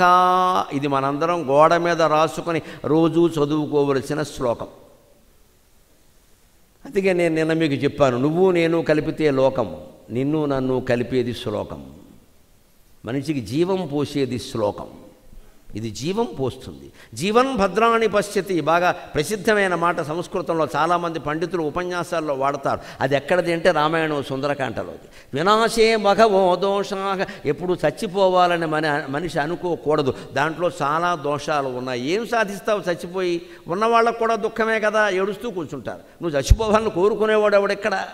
పోనీ పైకి విచిత్రం అండి, లోకంలో పాపాలు, దుర్మార్గాలు, భయంకరమైన నేరాలు చేసిన వాడు చచ్చినా చావడండి, వాడు అలాగే ఉంటాడు. ఏదో తెలుసో తెలియకో ఒక తప్పు చేసిన వాళ్ళు చచ్చిపోతారండి, అదేమిటో తెలియదు. అక్కడ వ్యాపారంలో నష్టపోవడము, ఉద్యోగం కోల్పోవడము, విడాకులు అవ్వడము, లేకపోతే ఏదో జరగడం. మనం చేసామా? అయింది, ఏం చేయమంటావు? విడాకులకు మనం కారణం కాదు, రెండో వ్యక్తి కారణం. ఆవిడ కర్మ లేదా ఆయన కర్మ. మనం బతుకుండొచ్చు కదా, మనం ఎందుకు చచ్చిపోవాలి? అలాగే కడుపున పుట్టిన పిల్లలే చనిపోవచ్చమ్మా, ఏం చేస్తాం? పచ్చికాయలు పగిలిపోయిన వాళ్ళు చాలామంది ఉన్నారు. వాళ్ళ కోసం మనం చచ్చిపోతామా? ఆ వయస్సున్న పిల్లలు వేరే సమాజంలో లేరా? వారికి మనం ఏదన్నా మన పిల్లాడి పేరు మీద ఉపకారం చేయకూడదా? అలా చేసి మన పిల్లాడే ఉన్నాడని అనుకోకూడదా? ఈ ఆలోచన రావాలి. అంతేగాని మా అబ్బాయి పోయాడు ఇంకా నాకు బతకాలం లేదు, మా ఆవిడ పోయింది బతకాలం లేదు, మా ఆయన పోయాడు బతకాలం. ఎవరు పోయినా మనం ఉండక తప్పదండి. ఈ అబ్బాయి ఎప్పుడు వచ్చాడు? పెళ్ళయ్యాక వచ్చాడు. పెళ్ళి ఎప్పుడైంది? 30 ఏళ్ళు అయ్యాక అయింది. మరి 30 ఏళ్ల బట్టి భార్య లేకుండా భర్త లేకుండా నువ్వు ఉన్నావా లేదా? పెళ్ళయ్యాక కూడా 5-6 ఏళ్ల పాటు పిల్లలు లేకుండా నువ్వు ఉన్నావా లేదా? వాళ్ళకేదో జరిగిందని నువ్వెలా పోతావా? పిచ్చి ఆలోచన కాకపోతే. అది హనుమంతుడు చెబుతున్నది. వినాశే బహవో దోషాః. చచ్చిపోతే ఏమీ లేదు ఇక్కడ, మంచి లేదు, చెడ్డ లేదు. రేపొద్దున ఏదైనా శుభం జరుగుతుందంటే చూడడానికి ఎవడన్నా ఉండాలా వద్దా? జీవన్ భద్రాణి పశ్యతి. జీవించి ఉంటే మన వల్ల కాకపోయినా ఇంకోటి వల్లైనా ఆ శుభం సాధించబడుతుంది. మనం చూస్తాం, కళ్ళతో ఆనందిస్తాం. జీవన్ భద్రాణి పశ్యతి అంటే తస్మాత్ ప్రాణాం ధరిష్యామి. అందువల్ల నేను ప్రాణాలు ధరించే ఉంటాను. ఇది పాజిటివ్ థింకింగ్. ఇవాళ కోచింగ్ సెంటర్లు పెట్టేసి పాజిటివ్ థింకింగ్ గురించి నేర్పుతారు. అన్ని విదేశీ గ్రంథాలు, విదేశీ ఉదాహరణలు ఇస్తాడు. మన రామాయణంలో, మన సుందరకాండలో ఉన్నది ఎవడు చెప్పడు. ఇక్కడ వీడు వస్తే కదా చెప్పడానికి. రాబర్ట్ జాన్సన్ ఆగ్నేయ ఆసియాలో ఇలా ఎవడా జాన్సన్, మనకి ఎందుకు ఇక్కడ లేము. జాన్సన్ అంటే సబ్బు. పనికిమాలిన ఉదాహరణలు ఎక్కడో ఆస్ట్రేలియా, అండమా, ఎక్కడ ఇవ్వండి, అమెజాన్, మనకెందుకండి? ఆ విదేశీ పుస్తకాలు చదవడం, అవే చెప్పడం. ఇక్కడ యువతరానికి ప్రేరణ కలగదు. మన పురాణాలు, మన చరిత్ర, వీలైతే మన సమాజంలో ఉన్న వ్యక్తులనే చెప్పచ్చండి. పత్రికల్లో వస్తున్నాయి బోళ్ళు మందివి. ఇగోనయ్యా ఫలానా వాడికి ఇంత కష్టం వచ్చింది, అయినా బతుకున్నాడు. కావాలంటే పత్రికలో వచ్చింది, ఆదివారం పుస్తకంలో వచ్చింది, చదువుకోండి. చదువుకోడా ప్రత్యక్ష ఉదాహరణ. అలా చెయ్యాలి. మన పెద్దవాళ్ళు చేయవలసిన పని. ప్రాణాం తస్మాత్ ప్రాణాం ధరిష్యామి. ధ్రువో జీవిత సంగమ. అందువల్ల ఖచ్చితంగా నాకు జీవితం బతుకుంటే సంగమం కలవడం అనేది జరుగుతుంది. సీతాదేవిని నేను చూస్తాను, సీతారాములు కలిసి ఉంటారు అనుకోగానే ఆయన చేసిన ధ్యానం ఇంకా ఏమి చెయ్యాలో చేతకాక పాత్రం తన ఇష్టదైవాన్ని ధ్యానం చేస్తూ ఉండిపోయాడండి. జయత్యతిబలో రామో లక్ష్మణశ్చ మహాబలగ రాజా జయతు సుగ్రీవో రాఘవేణాభిపాలిత. జయత్యతిబలో రామో లక్ష్మణశ్చ మహాబలగ రాజా జయతు సుగ్రీవో రాఘవేణాభిపాలిత. బలవంతుడైన రాముడికి జయం, అతి బలవంతుడైన లక్ష్మణుడికి జయం, మా మహారాజు సుగ్రీవునికి జయం, నా సంకల్పానికి జయం. నేనిప్పుడు నా ఇష్టదేవత గురించి జపం చేస్తాను, త్రిపుర సుందరీదేవి గురించి ఎందుకు సీతాదేవి దొరకదో నేను చూస్తాను అని జపం చేయడానికి ఆయన ఎంచుకున్న చోటు అశోకవనం. అది అమ్మవారి సంకల్పం. తిరిగి అశోకవనంలోకి వచ్చాడు. అక్కడే జపం చేశాడు. అక్కడ చేసి ఒక అరగంట 45 నిమిషాలు అయ్యాక ఆయన కళ్ళు తెరిచాడు. ఎదురుగా శింశుపా వృక్షం కింద ఒక స్త్రీ కూర్చొని ఉంది. ఆశ్చర్యపోయాడు. తాం స్మృతిమివ దిగ్ధాంగీం బుద్ధిం నిపతితామివ విద్యాం ప్రతిపదీమివ ప్రజ్ఞాం ప్రతిహతామివ విహతామివ చ శ్రద్ధాం ఆశాం ప్రతిహతామివ సోపసర్గాం యథా సిద్ధిం బుద్ధిం సకలుషామివ. అమ్మవారు కనపడింది. ఎలా ఉందో వర్ణిస్తున్నాడు వాల్మీకి. నిరాశ నుంచి ఆశకి రావడం అంటే ఇది. అందుకని సుందరకాండ చదవండి, పనులు అవుతాయి అన్నారు. ఇలా చదవాలి, అర్థం తెలుసుకుంటూ చదవాలి, అనుభూతి చెందుతూ చదవాలి. 68 సర్గలు, 2811 శ్లోకాలు. ఊరికే మూకమ్మడి పారాయణ చేసుకుంటూ పోకూడదు. ఎక్కడ మేము 100 మంది చదివాం, 1000 మంది చదివాం, 1,00,000 మంది చదివినా హనుమంతుడు ఉండడు. అక్కడ పబ్లిసిటీ ఉంటుంది, పేపర్లో వస్తుంది. మీ ఇంట్లో మీరు చదవాలమ్మా, మొహమాటం లేకుండా. మీ ఇంట్లో మీరు ఒక్కళ్ళే ఉండాలి, ఎవ్వరు ఉండక్కల. భర్త భార్య కూడా అవసరం లేదు, మీరు ఒక్కరే ఉండండి. చిత్తశుద్ధిగా చదవండి. వాల్మీకి రామాయణం మహానుభావుడు, మహామహోపాధ్యాయ, పద్మశ్రీ పురస్కార గ్రహీత, నాకు గురుతుల్యులు పుల్లెల శ్రీరామచంద్రుడు గారు మొత్తం రామాయణంలో ఎన్ని కాండలు ఉన్నాయో అన్నీ ప్రతిపదార్థం తాత్పర్యంతో సహా రాశారు. దొరుకుతున్నాయి, మార్కెట్లో దొరుకుతున్నాయి. ప్రతిపదార్థం తాత్పర్యం సుందరకాండ సహా. అవి చదవాలి. తాత్పర్యాలు చదివితే శ్లోకం, ఓసారి ముందు శ్లోకం చదువుతాం, తర్వాత తాత్పర్యం చదువుతాం, మళ్ళీ శ్లోకం చదువుతాం. అర్థమైందండి? ఏమిటి అర్థం కాదు ఇంకా. దీనికోసం ఎవరిలో పెట్టడం, డబ్బులు ఇవ్వడం, జపాలు తపాలు దేనికి? మనం చేయాల్సిన పనికి డిప్యుటేషన్ ఏమిటండి? దేవుడు ఎందుకు కరుణిస్తాడు? మనం డిప్యుటేషన్ వాళ్ళని ఎవరిని దేవుడు కరుణించాడు. నువ్వు స్వయంగా చేయాల్సిందే. ముందు నీకే ఉత్సాహం కలుగుతుంది ఈ మాటలు వింటుంటే. ఎలా ఉంది ఆవిడ? ఈవిడే సీత. ఎందుకంటే ఎలా ఉంది ఈవిడ? తాం స్మృతిమివ దిగ్ధాంగీం. స్మృతిని కోల్పోయిన వ్యక్తిలా ఉంది ఆవిడ పరిస్థితి. అదే కదా మరి. వీటన్నిటికీ ఆధ్యాత్మికంగా వేరే అర్థాలు ఉన్నాయి. స్మృతిమివ దిగ్ధాంగీం, అన్ని అవయవాలు తడిసిపోయి స్మృతి కోల్పోయిన వ్యక్తిలా ఉంది ఇక్కడ. తాం స్మృతిమివ దిగ్ధాంగీం బుద్ధిం నిపతితామివ. బాగా పనిచేసే బుద్ధి. ఒక్కసారి అల్జీమర్స్ వ్యాధి వచ్చి పనిచేయకపోతే ఎలా ఉంటుందో అలా ఉంది సీత. అలా చూస్తోంది. ఏమిటో నా బతుకు బాగుపడుతుందా? ఈ రావణాసురుడు చస్తాడా?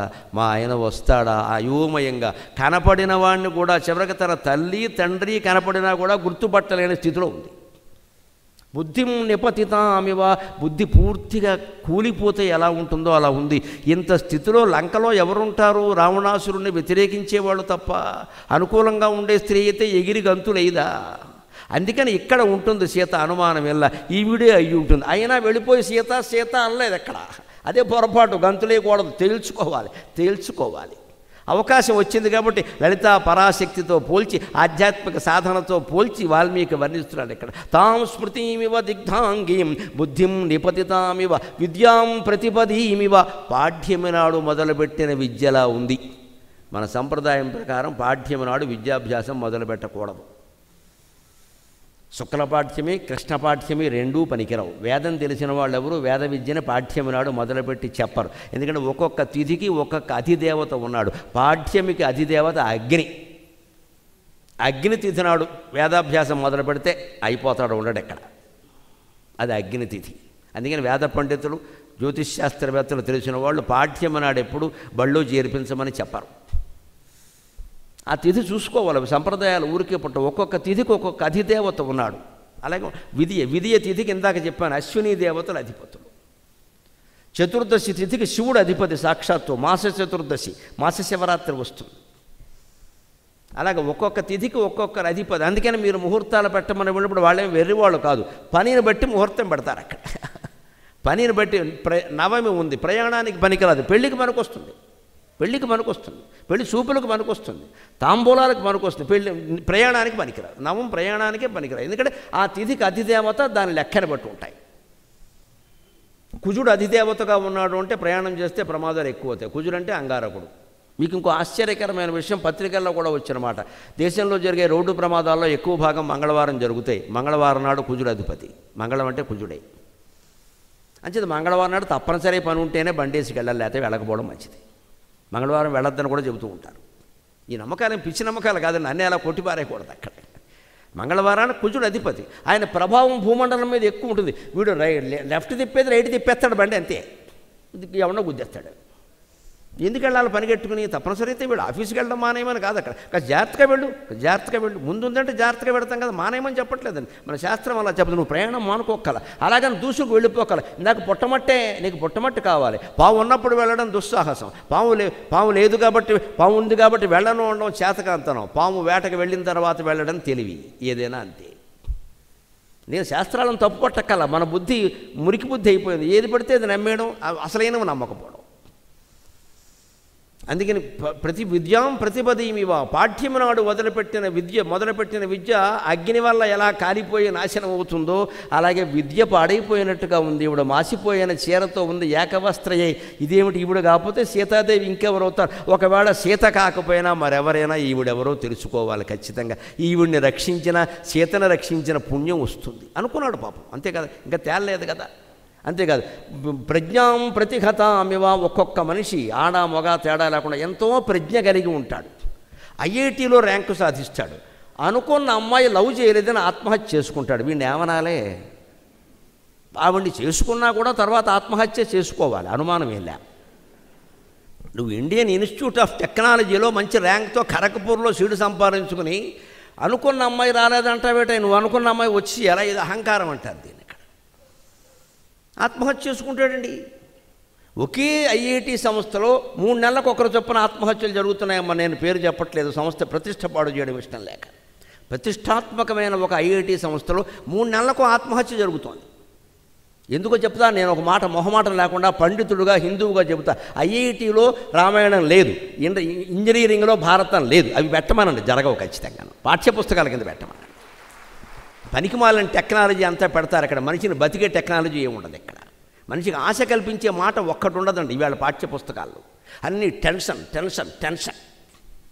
వాడు చస్తాడా చిన్నకోరాడు, ఇంత చేసి 20 ఏళ్ల వయస్సు వాడికి ఉత్సాహం. ఇదివరకు తెలుగు పాఠం వింటే ఇంకా మిగిలిన అన్ని పాఠాల కంటే తెలుగు పాఠం హాయిగా ఉండేది. మాకు హాయిగా కూర్చుని వినేవాళ్ళు. పైగా విచిత్రం, మిగిలిన మాస్టర్లు అందరూ ఎన్ఎస్, పిఎస్, సోషల్, మ్యాథమెటిక్స్ అందరూ వచ్చి మా క్లాసులో కూర్చునేవారు. మా మాస్టర్ భైముడిపాటి సీతారామయ్య గారి పద్యాలు పడుతుంటే.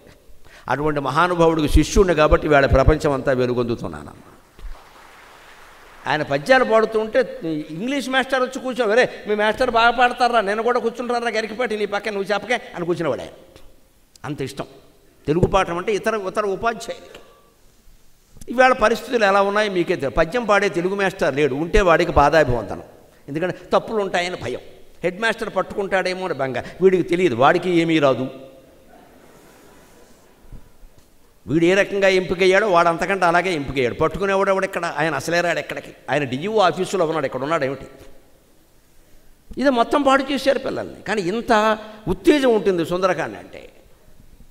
అందుకని విద్యాం ప్రతిపదీమివ, ప్రాజ్యం నాడు వదిలిపెట్టిన విద్య. అలాగే ప్రజ్ఞాం ప్రతిహతామివ, ఐఐటీలో ర్యాంకు సాధించినటువంటి ప్రజ్ఞావంతుడికి ఏమైపోయింది? బుద్ధి కాలిపోయింది. లేకపోతే చిన్న ప్రేమ పురాణం గురించి చచ్చిపోవడం ఏంటండి? అదంత గొప్ప విషయమా? ఈ అమ్మాయి కాకపోతే ఇంకో అమ్మాయి దొరకదా? ఈ అబ్బాయి కాకపోతే ఇంకో అబ్బాయి దొరకడా?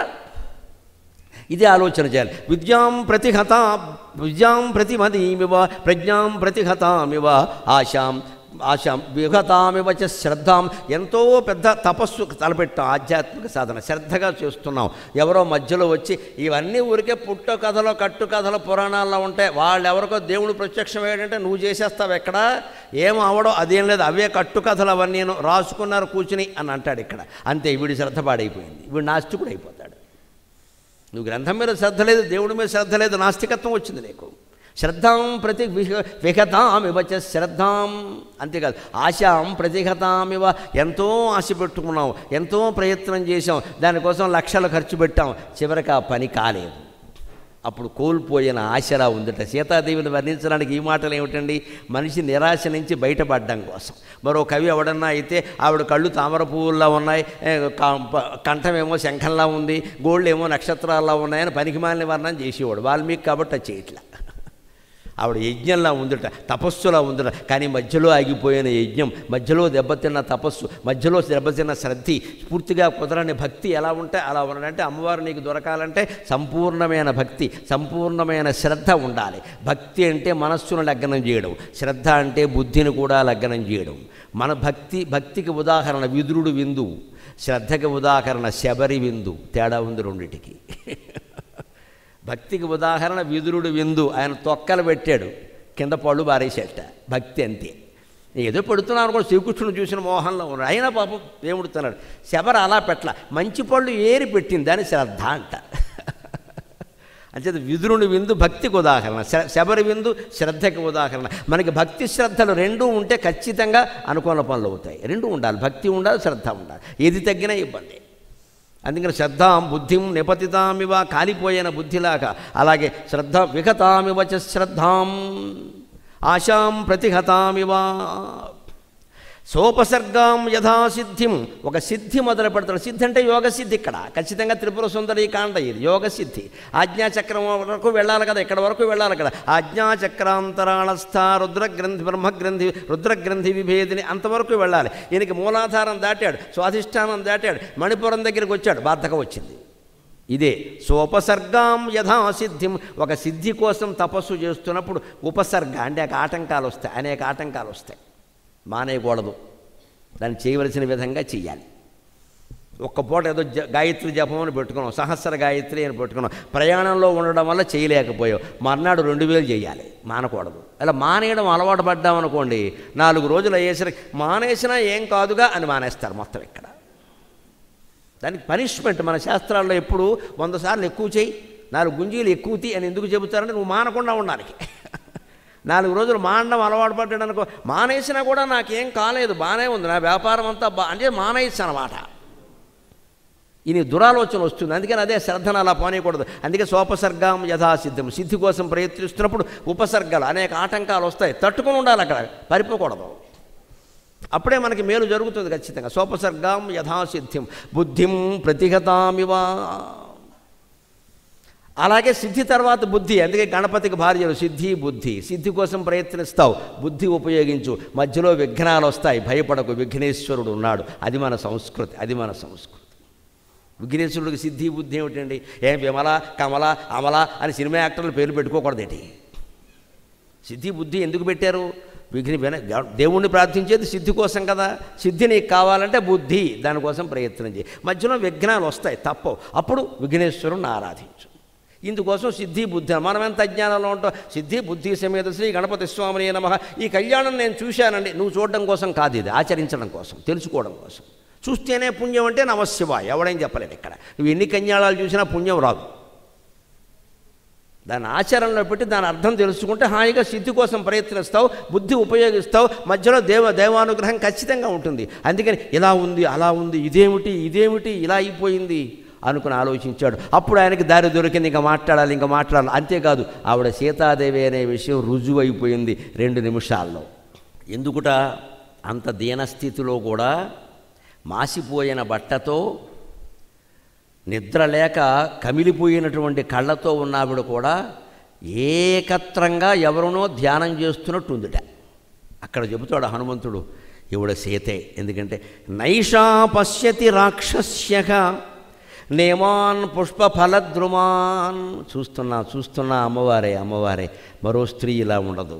నైషా పశ్యతి రాక్షస్యక నేమాన్ పుష్పఫలద్రుమాన్ ఏకస్థ హృదయానూనం రామమేవానుపశ్యతి ఏకస్థ హృదయానూనం రామమేవానుపశ్యతి. అప్పుడు సీతాదేవి స్థితి ఎలా ఉందంటే, రాక్షస స్త్రీలు భయపడుతున్నారు. రావణాసురుడు వచ్చాడు, ఒప్పుకో ఒప్పుకో ఒప్పుకో.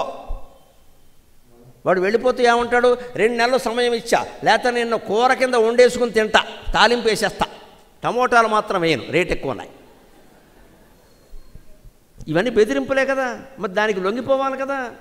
ఇంత రాక్షస స్త్రీలు భయపెడుతున్నా సరే ఆవిడ వాళ్ళని పట్టించుకోట్లా. అది సాధన చేసేవాడు ఎవరు భయపెట్టినా పట్టించుకోవద్దు. మన సాధన మన సాధన, ఎవరి సలహాలు వినద్దు, అసలు ఎవరిని అడగద్దు ఆ విషయం. నీకు తెలుసుగా, ఎవరో గురువు నమ్ముకున్నావు కదా, నీ ఇష్టదైవం నీకుంది కదా, చేసుకోవయ్యా, ఏమవుతుంది. ఎప్పుడు ఆధ్యాత్మిక సాధనలో నేను ఒక గ్యారంటీ ఇస్తున్నానమ్మా, అనుకున్న మేలు జరగకపోవచ్చు కానీ భగవద్ అనుగ్రహం వల్ల కీడు మాత్రం జరగదు. ఖచ్చితంగా కీడు జరగదు. అనుకున్నంత మేలు జరగకపోవచ్చు, మీరు ఆగి చూడాలి, కీడు మాత్రం జరగదు. మధ్యలో ఆపేస్తే ఏదో అవుతుందేమో, ఓ రోజు మానేస్తే ఏదో అవుతుందేమో. అమ్మవారు ఏమైనా కక్ష కడుతుందా? ఆవిడేమైనా రాక్షస? అమ్మవారు అంటే తల్లి. తల్లి ఎలా ఉంటుందండి, చేసిన తప్పులు కూడా క్షమిస్తుందనే తల్లి అంటారు. అమ్మవారు తల్లి, జగన్మాత. ఆవిడ ఎందు మనకి గౌరవం ఉండాలి, తల్లి భావం. ఆవిడ కరుణ ఎప్పుడూ ఉంటుంది. అందుకని చెబుతున్నాడు ఇక్కడ, నైషా పశ్యతి రాక్షస్యక. రాక్షస స్త్రీలంతా చుట్టూ ఉండి, వాడు 10 మందిని కాపలా పెట్టాడు అక్కడ. చుట్టూ ఉండి బెదిరిస్తున్నా సరే వాళ్ళని ఆవిడ పట్టించుకోవట్ల, ధైర్యంగా ఉంది. అంటే భయాలని, బాధలని, కష్టాలని పట్టించుకోవద్దు. అది ఎందుకంటే ఉపాసన మొదలుపెట్టాకే కష్టాలు వస్తాయి కొన్ని, అవి పరీక్షలు. పక్కవాడు ఎవడో వచ్చి ఏమంటాడో, ఈ స్వామిని ఉపాసన చేయకూడదు, చేసిన వాళ్ళందరికీ కష్టాలే వస్తున్నాయి. మా మేనమామ తోడళ్ళు కొడుకు ఒకడు ఉన్నాడని ఎవడదో గాడిద కొడుకు కథ చెప్తాడు ఇక్కడ, చెడగొట్టడానికి. అది దేవుడు పూజ చేస్తే కష్టాలు రావడం ఏంటంటే నాకు అర్థం కాదు. వస్తే సుఖాలు వస్తాయి, అనుకున్నది అవుతుంది, లేకపోతే మామూలుగా ఉంటుంది. దానివల్ల కష్టాలు రావు, వేరే కారణాల వల్ల వస్తాయి. పైగా నువ్వు కష్టం వచ్చినా సరే వదలకుండా అలాగే పట్టుకుంటే ఖచ్చితంగా సిద్ధి కలుగుతుంది. బాగా ఉక్కబోస్తుంది అంటే వర్షం కురుస్తుంది అని లెక్క. సెగ్గడ్డు బాగా నెప్పెట్టేస్తుంది కురుపు అంటే అది పగిలిపోతుందని లెక్క. కష్టాలు వస్తున్నాయంటే భగవద్ అనుగ్రహం రాబోతుంది అని లెక్క. భగవద్ అనుగ్రహం మన మీద కురవబోతున్నప్పుడే కొడుకులకి, కూతుళ్ళకి, ఇంట్లో వాళ్ళందరికీ అనారోగ్యాలు, కష్టాలు పెట్టేస్తాడు దేవుడు కావాలని. ఎందుకంటే ఆయనకి తప్పించుకోవడమే కావాలి. ఆత్మజ్ఞానం పొందడం దేవుడికి ఇష్టం ఉండదమ్మా. ఆత్మజ్ఞానం అందరూ పొందితే ప్రపంచం ఉండదు. ఆయనకు కావాల్సింది ప్రపంచం. ఇదో సినిమా ఆడుకోవాలంటే సినిమా డైరెక్టర్ ఏం ఆశిస్తాడు, నా సినిమా 1000 రోజులు ఆడాలి, 1,00,000 కోట్లు రావాలని ఆశిస్తాడు. కానీ 2 రోజులు చూసినా చాలు అని ఆవిడ అనుకోడమ్మా. దేవుడు కూడా అంతే, సినిమా డైరెక్టర్ లాంటి వాడే. నా సినిమా అందరూ ఆడుకోవాలి. ముఖ్యంగా అమ్మవారు అంతే. శివుడైనా పోనీ వదిలే అంటాడు. కానీ మీకెందుకో సప్పుడు ఎక్కువ సేమని చెబుతాను, మాట్లాడుకుంటాను, నేను రక్షించుకుంటాను మా పిల్లల్ని, నేనేదో ఆడుకుంటున్నాను ఆట అంటుంది ఆవిడంతే. ఆవిడ ఆడే ఆట ఇది.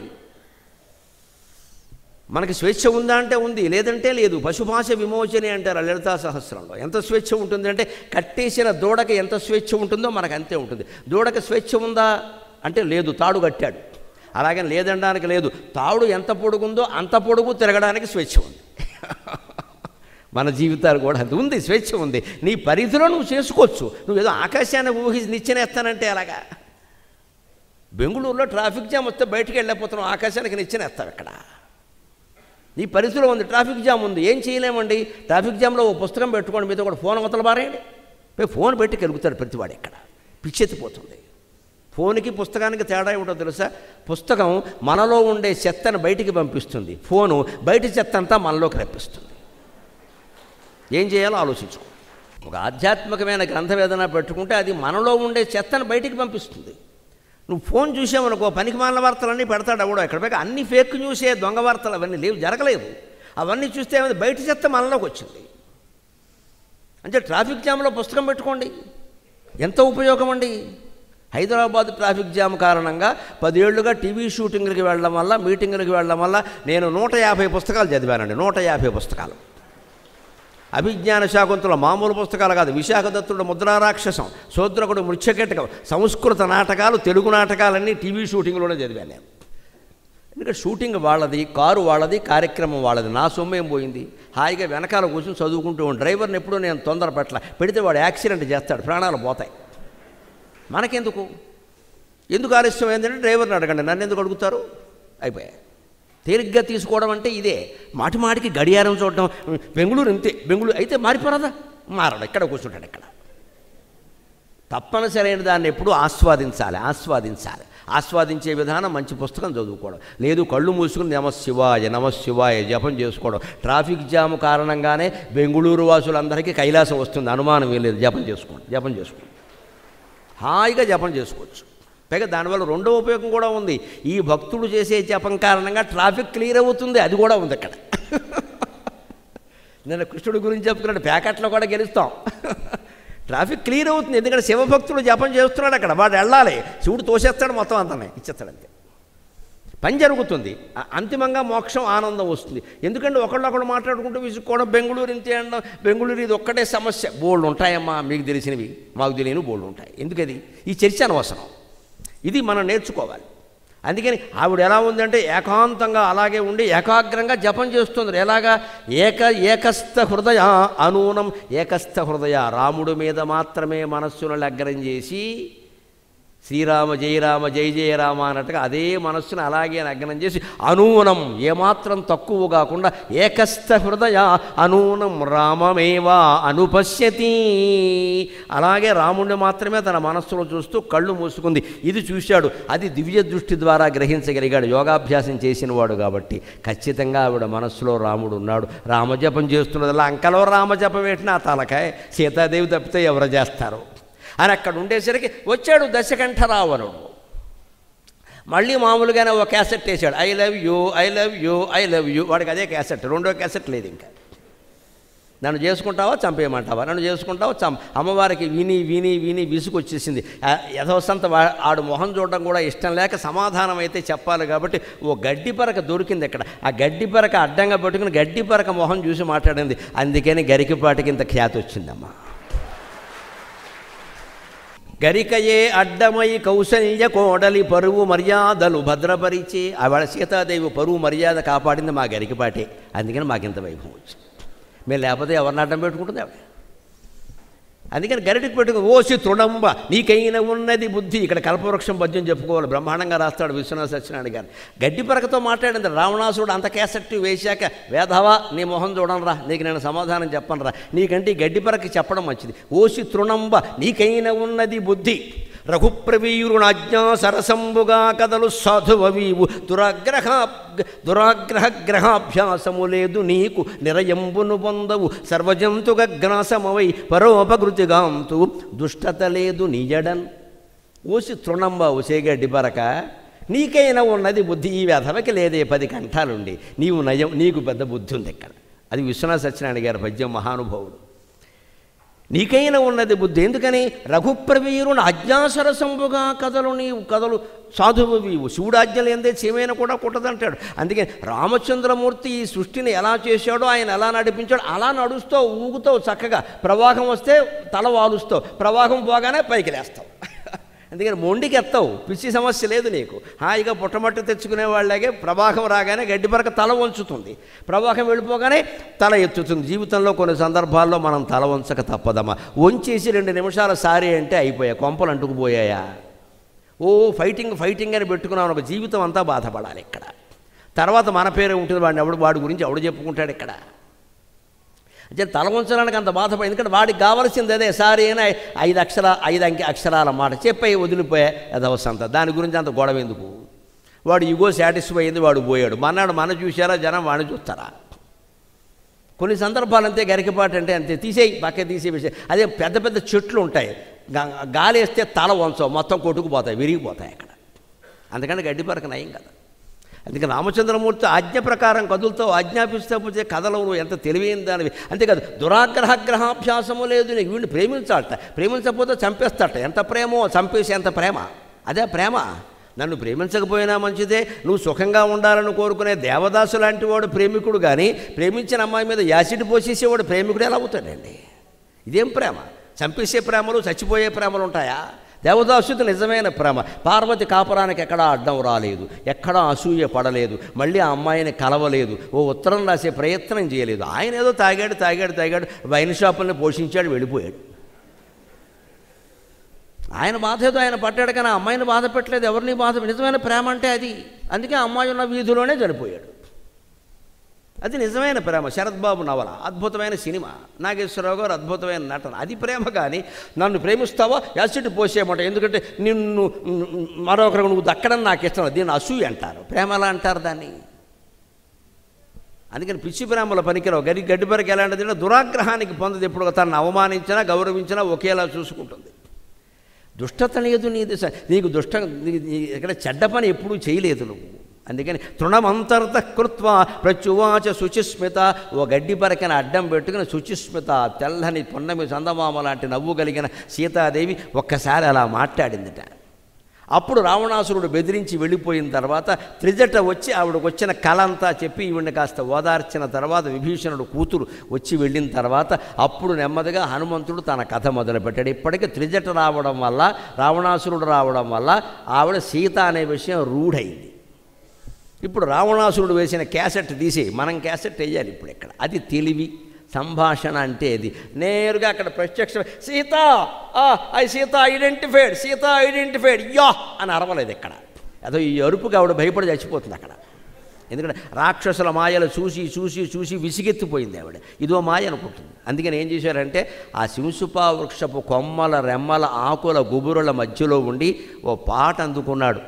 రాజా దశరథో నామ రథకుంజరవాజిమాన్, రాజా దశరథో నామ రథకుంజరవాజిమాన్, పుణ్యశీలో మహాకీర్తి ఇక్ష్వాకూణాం మహాయశాఖ,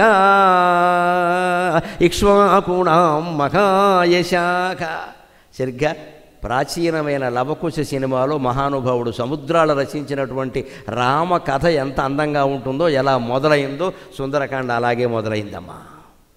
ఈ రామకథ అలాగే దాన్ని ఆదర్శంగా తీసుకుని సీనియర్ సముద్రాల మహానుభావుడు, వాళ్ళు కావ్యాలు పురాణాలు చదివినటువంటి రచయితలు కాబట్టి సుందరకాండలో హనుమంతుడు రామకథను ఎలా మొదలుపెట్టాడో, వినుడు వినుడు రామాయణ గాథ వినుడి మనసారా అని అలాగే చెబుతూ దశరథుడి దగ్గర నుంచి మొదలుపెట్టారు. చూడండి, అయోధ్యకు రాజు దశరథ మహారాజు, అతనికి రాణులు ముగ్గురు కౌసల్య సుమిత్ర కైకేయి, ఇలా మొదలుపెట్టారు. అది కథలు మొదలుపెట్టే విధానం. అందుకని ఇక్కడ కూడా రాజా దశరథో నామ రథకుంజరవాజిమాన్, అనగా అనగా అనగా అనగా ఒక మహారాజు ఉన్నాడు, ఆయన పేరు దశరథుడు. అనగానే బాబాయ్ ఇక్కడెవరు లంకలో దశరథుడు ఎవరు, మా మామగారి పేరు, మా వంశం మా మామగారి పేరు చెబుతున్నారు, ఇక్కడ మా మామగారి పేరు చెప్పేవారు ఎవరుంటారు అనే ఒక నిరాశలోంచి ఆశ బయటపడినట్టుగా ఆవిడ చూసింది. అందుకే చూశాడు. రథకుంజరవాజిమాన్, ఆయన మహానాయకుడు, మహాసైనికుడు, మహాయోధుడు. ఆయనకు ఉన్న రథాలు, గుర్రాలు, ఏనుగులు, సైనికుల బలం ఎంత ఉందో ఆయనకే లెక్క తెలియదు. మురారి అనర్ఘరాఘవ అనే కావ్యంలో చెబుతాడు దశరథుడి పరిపాలన గురించి. దశరథ మహారాజు పరిపాలన చేస్తుంటే విష్ణుమూర్తి ఆయన కడుపునే ఎందుకు పుట్టాడో తెలుసా? మొత్తం భూభారం అంతా భరించాల్సింది విష్ణువే కదా.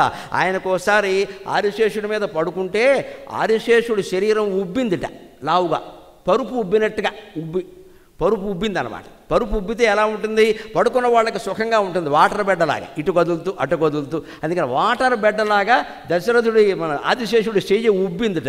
ఉబ్బి విష్ణుమూర్తి ఒకేలా పడుకోకుండా పేషెంట్ లాగా కాస్త అటు ఇటు కదలడానికి అవకాశం వచ్చిందట. వెంటనే గరుత్మంతుడిని అడిగట, ఏమిటో పరుపు మారింది వేళ, ఏమిటి జరిగింది అనట. ఆదిశేషుడు కదండి ఆయన చాలా సంతోషంగా ఉన్నాడు, అందుకని ఉబ్బింది శరీరం అన్నట. ఎందుకు సంతోషంగా ఉన్నాడు అన్నట్ట, దశరథ మహారాజు పరిపాలన కారణంగా భూభారం బాగా తగ్గిందండి, అందుకని ఆదిశేషుడు సంతోషంగా ఉన్నాడు అన్నట్టు. అది పురాణం. మురారి అనర్ఘరాఘవం అనే కావ్యంలో రాస్తాడు ఈ మాట. మహానుభావుడైన కవి, సంస్కృతంలో అటువంటి పండితుడు కవి దొరకడం కష్టం. అనర్ఘరాఘవం, దానికి మా గురువు గారు ఆచార్య బేతవోలు రామబ్రహ్మం గారు వ్యాఖ్యానం రాశారు.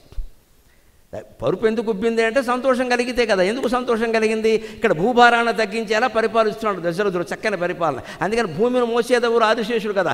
మోస్తున్న వస్తువు బరువు తగ్గిందంటే మోసేవాడికి ఆనందంగా ఉంటుందిగా. ఆయన ఆనందంలో అన్నట్ట, అప్పుడు ఉబ్బెట్ట. ఆ ఉబ్బడం వల్ల విష్ణుమూర్తి కాస్త అటు ఇటు సుఖంగా ఉందిట పక్క. అందుకని ఇంత నన్ను సంతోషపెట్టాడు కాబట్టి నేను దశరథుడి కడుపున పుట్టబోతున్నాను అని చెప్పాట గరుత్మంతుడికి. దశరథుల కడుపున పుట్టడం అనేది వాస్తవం, కానీ కారణం ఊహ. ఇదే కవిత్వం. ఒక వాస్తవాన్ని ఊహతో సమర్థించిన, ఒక ఊహకి వాస్తవాన్ని జోడించిన కవిత్వం అవుతుంది. అందుకని మహాకవిత్వాన్ని చెప్పాడు మురారి అనర్ఘరాగంలో. అందుకని రాధా దశరథోనామ రథకుంజరవాజుమాన్, అనేక రకాల పదాతి బలాలు చతుర్వ్యూహాలు కలిగినటువంటి దశరథ మహారాజు ఉన్నాడు. ఆయన పుణ్యశీలో మహాకీర్తి, పుణ్యశీలుడు, అనేక యజ్ఞాలు చేశాడు, మహత్తరమైన కీర్తి కలిగిన వాడు.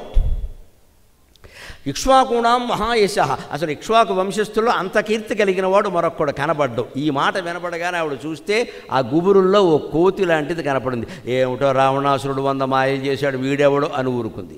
అప్పుడు నెమ్మదిగా కిందికి దిగొచ్చి అమ్మా నమస్కారం, బాగున్నావా అన్నాడు ఆయన. ముందు అడగవలసిన మాట అదే కదా.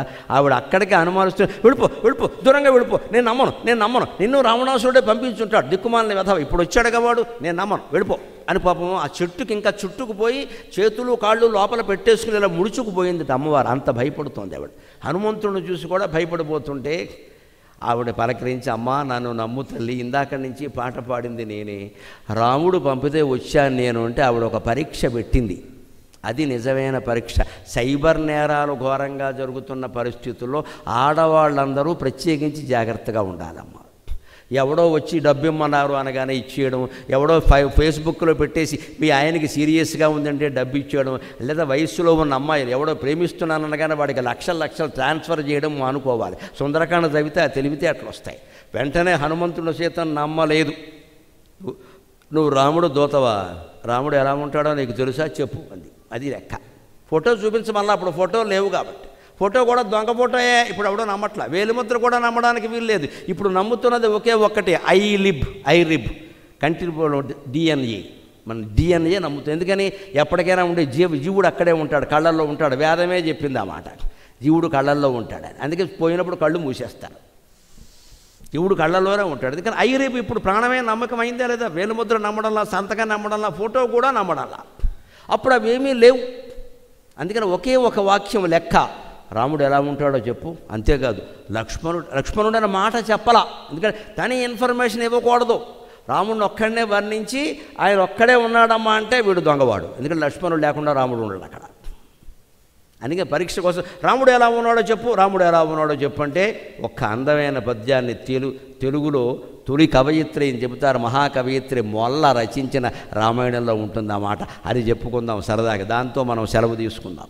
నీలమేఘఛాయబోలు దేహము వాడు, ధవళాబ్జపత్ర నేత్రములవాడు. అమ్మా రాముణ్ణి వర్ణించమన్నావు, నాకు అంతకంటే అదృష్టం ఉంటుందా తల్లి? పరీక్షల్లో కూడా ఇంత అమృతప్రాయమైన పరీక్షలు ఉంటాయా? భగవత్ స్తుతి నాకు పరీక్ష, ఇంతకంటే ఏం కావాలి? నీలమేఘఛాయబోలు దేహము వాడు, ధవళాబ్జపత్ర నేత్రములవాడు, కంబు సన్నిభమైన కంఠంబుగలవాడు, ఘనమైన దుందుభిస్వనమువాడు, తిన్ననైకను పట్టు దీర్ఘబాహులవాడు, ఘనమైన పీన వక్షంబువాడు, పద్మరేఖలు గల్గు పదయుగంబులవాడు, బాగైన ఎట్టి గుల్పములవాడు, కపటమెరుగని సత్యవాక్యములవాడు,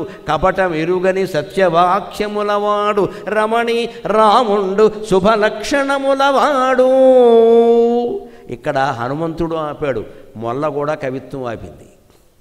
శీసపద్యం ఇది, ఛందస్సు తెలిసిన వాళ్ళకి తెలుస్తుంది. పై పాదాలు 4 పూర్తయ్యాయి, కింద ఎత్తుగీతి 2 పాదాలు అయ్యాయి, ఇంకా 2 పాదాలు చెప్పాలి.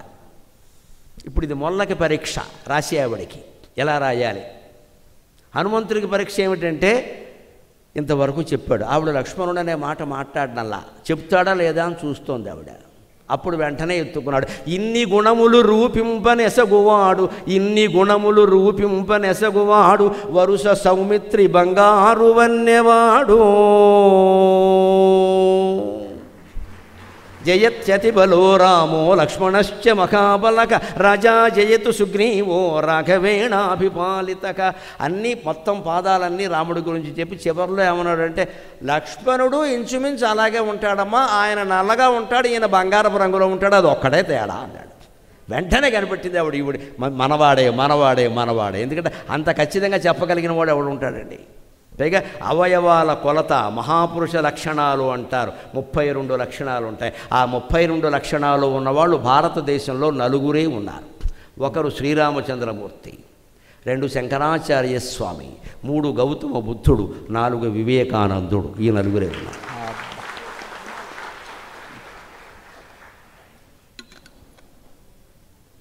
మానసిక లక్షణాలు కావు, ఎనాటమీ, భౌతిక లక్షణాలు, శరీరాల అవయవాలు, కొలతలు. మహాపురుషుడైన వాడు చేతులు ఎలా ఉండాలి, కాళ్ళు ఎలా ఉండాలి, చెక్కిళ్ళు ఎలా ఉండాలి, కళ్ళు ఎలా ఉండాలి, నుదురు ఎలా ఉండాలని సాముద్రిక శాస్త్రం ప్రకారం ఒక లెక్క ఉంది. ఆ లెక్క కలిగిన వాడు నలుగురు భారతదేశంలో, విదేశాల్లో ఉంటే ఉండొచ్చు, మనకి తెలియదు. ఇక్కడ శ్రీరామచంద్రమూర్తి, తర్వాత గౌతమ బుద్ధుడు, తర్వాత శంకరాచార్య స్వామి, తర్వాత కలియుగంలో వివేకానందుడు, శంకరాచార్యుని తర్వాత మళ్ళీ వివేకానందుడు. ఆ లక్షణాలు ఏమిటంటే నీలమేఘఛాయబోలు దేహము వాడు. వర్షం కురిసి శ్రావణ మాసంలో వర్షం కురిసే ముందు మేఘాలు కమ్ముకున్నప్పుడు ఆ మేఘంలో మెరుపు మెరిసినప్పుడు ఏ ఛాయలో ఉంటాడో రామచంద్రమూర్తి ఆ ఛాయలో ఉంటాడు. అది మొల్ల వర్ణన. సీతాదేవికి ఒక్కసారి రాముడు చూసినట్టే అనిపించింది ఆవిడ. ఇంకోసారి చెప్పవా మా ఆయనయ్య ఎంత అందమైన వాడు. వేదాంత వేద్యాయ మేఘశ్యామలమూర్తయే పుంసాం మోహన రూపాయ పుణ్యశ్లోకాయ మంగళం. ఈయన్ని కాపాడుకోవడం నాకు కష్టమైందయ్యా, ఎక్కడైనా మీటింగ్కి కడితే చచ్చిపోయేదని అన్యాయంగాను. ఎందుకంటే ఈయన చాలా అందమైన వాడు. ఎంత అందమైన వాడు అంటే మా ఆయన పుంసాం మోహన రూపాయ. ఆయన అందానికి పురుషులే వెనకాల పడేవారు, ఆయన స్త్రీలు పడతారని వేరే చెప్పాలి.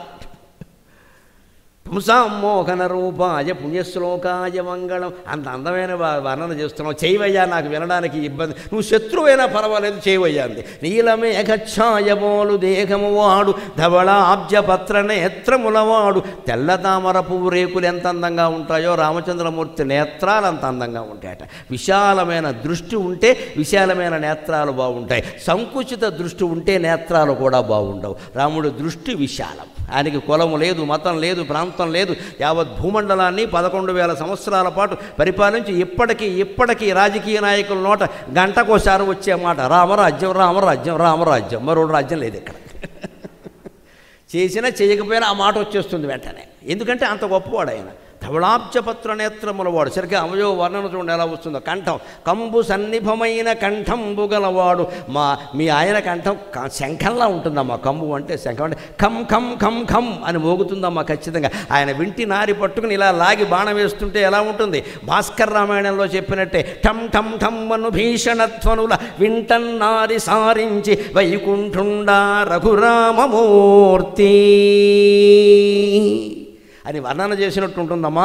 ఆ కంఠంలోంచి శంఖం మాట వస్తుంటే శంఖం మోగినట్టుగా ఉంటుంది. కంబు సన్నిభమైన కంఠంబు గలవాడు ఘనమైన దుందుభిస్వరము వాడు.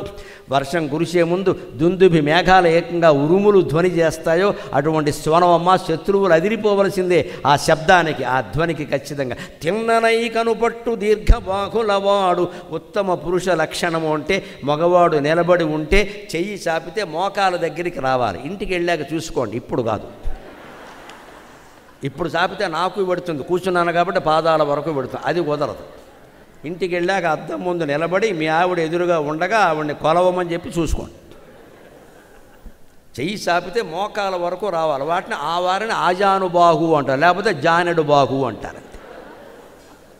అదొక మహాపురుష లక్షణం. ఆడవాళ్ళకి అలా ఉండకూడదు, మగవాళ్ళకే ఉండాలి. అది లెక్క. అదే అవమానం కాదు, లక్షణాలు తేడా ఉంటాయి. తిన్ననై కనుపట్టు దీర్ఘబాహులవాడు. మళ్ళీ ఆ బాహువులు ఇలా వంకర తిరిగి ఎస్సాకారంలో ఉండకూడదు. అక్కడ తిన్నగా ఉండాలి. ఇలాగా ప్రతిజ్ఞ చేస్తే అంతే నిలబడినట్టే. కత్తి ఉన్నట్టే ఉండాలి చెయ్యి, మొగాడు చెయ్యి. అది ప్రతిజ్ఞ.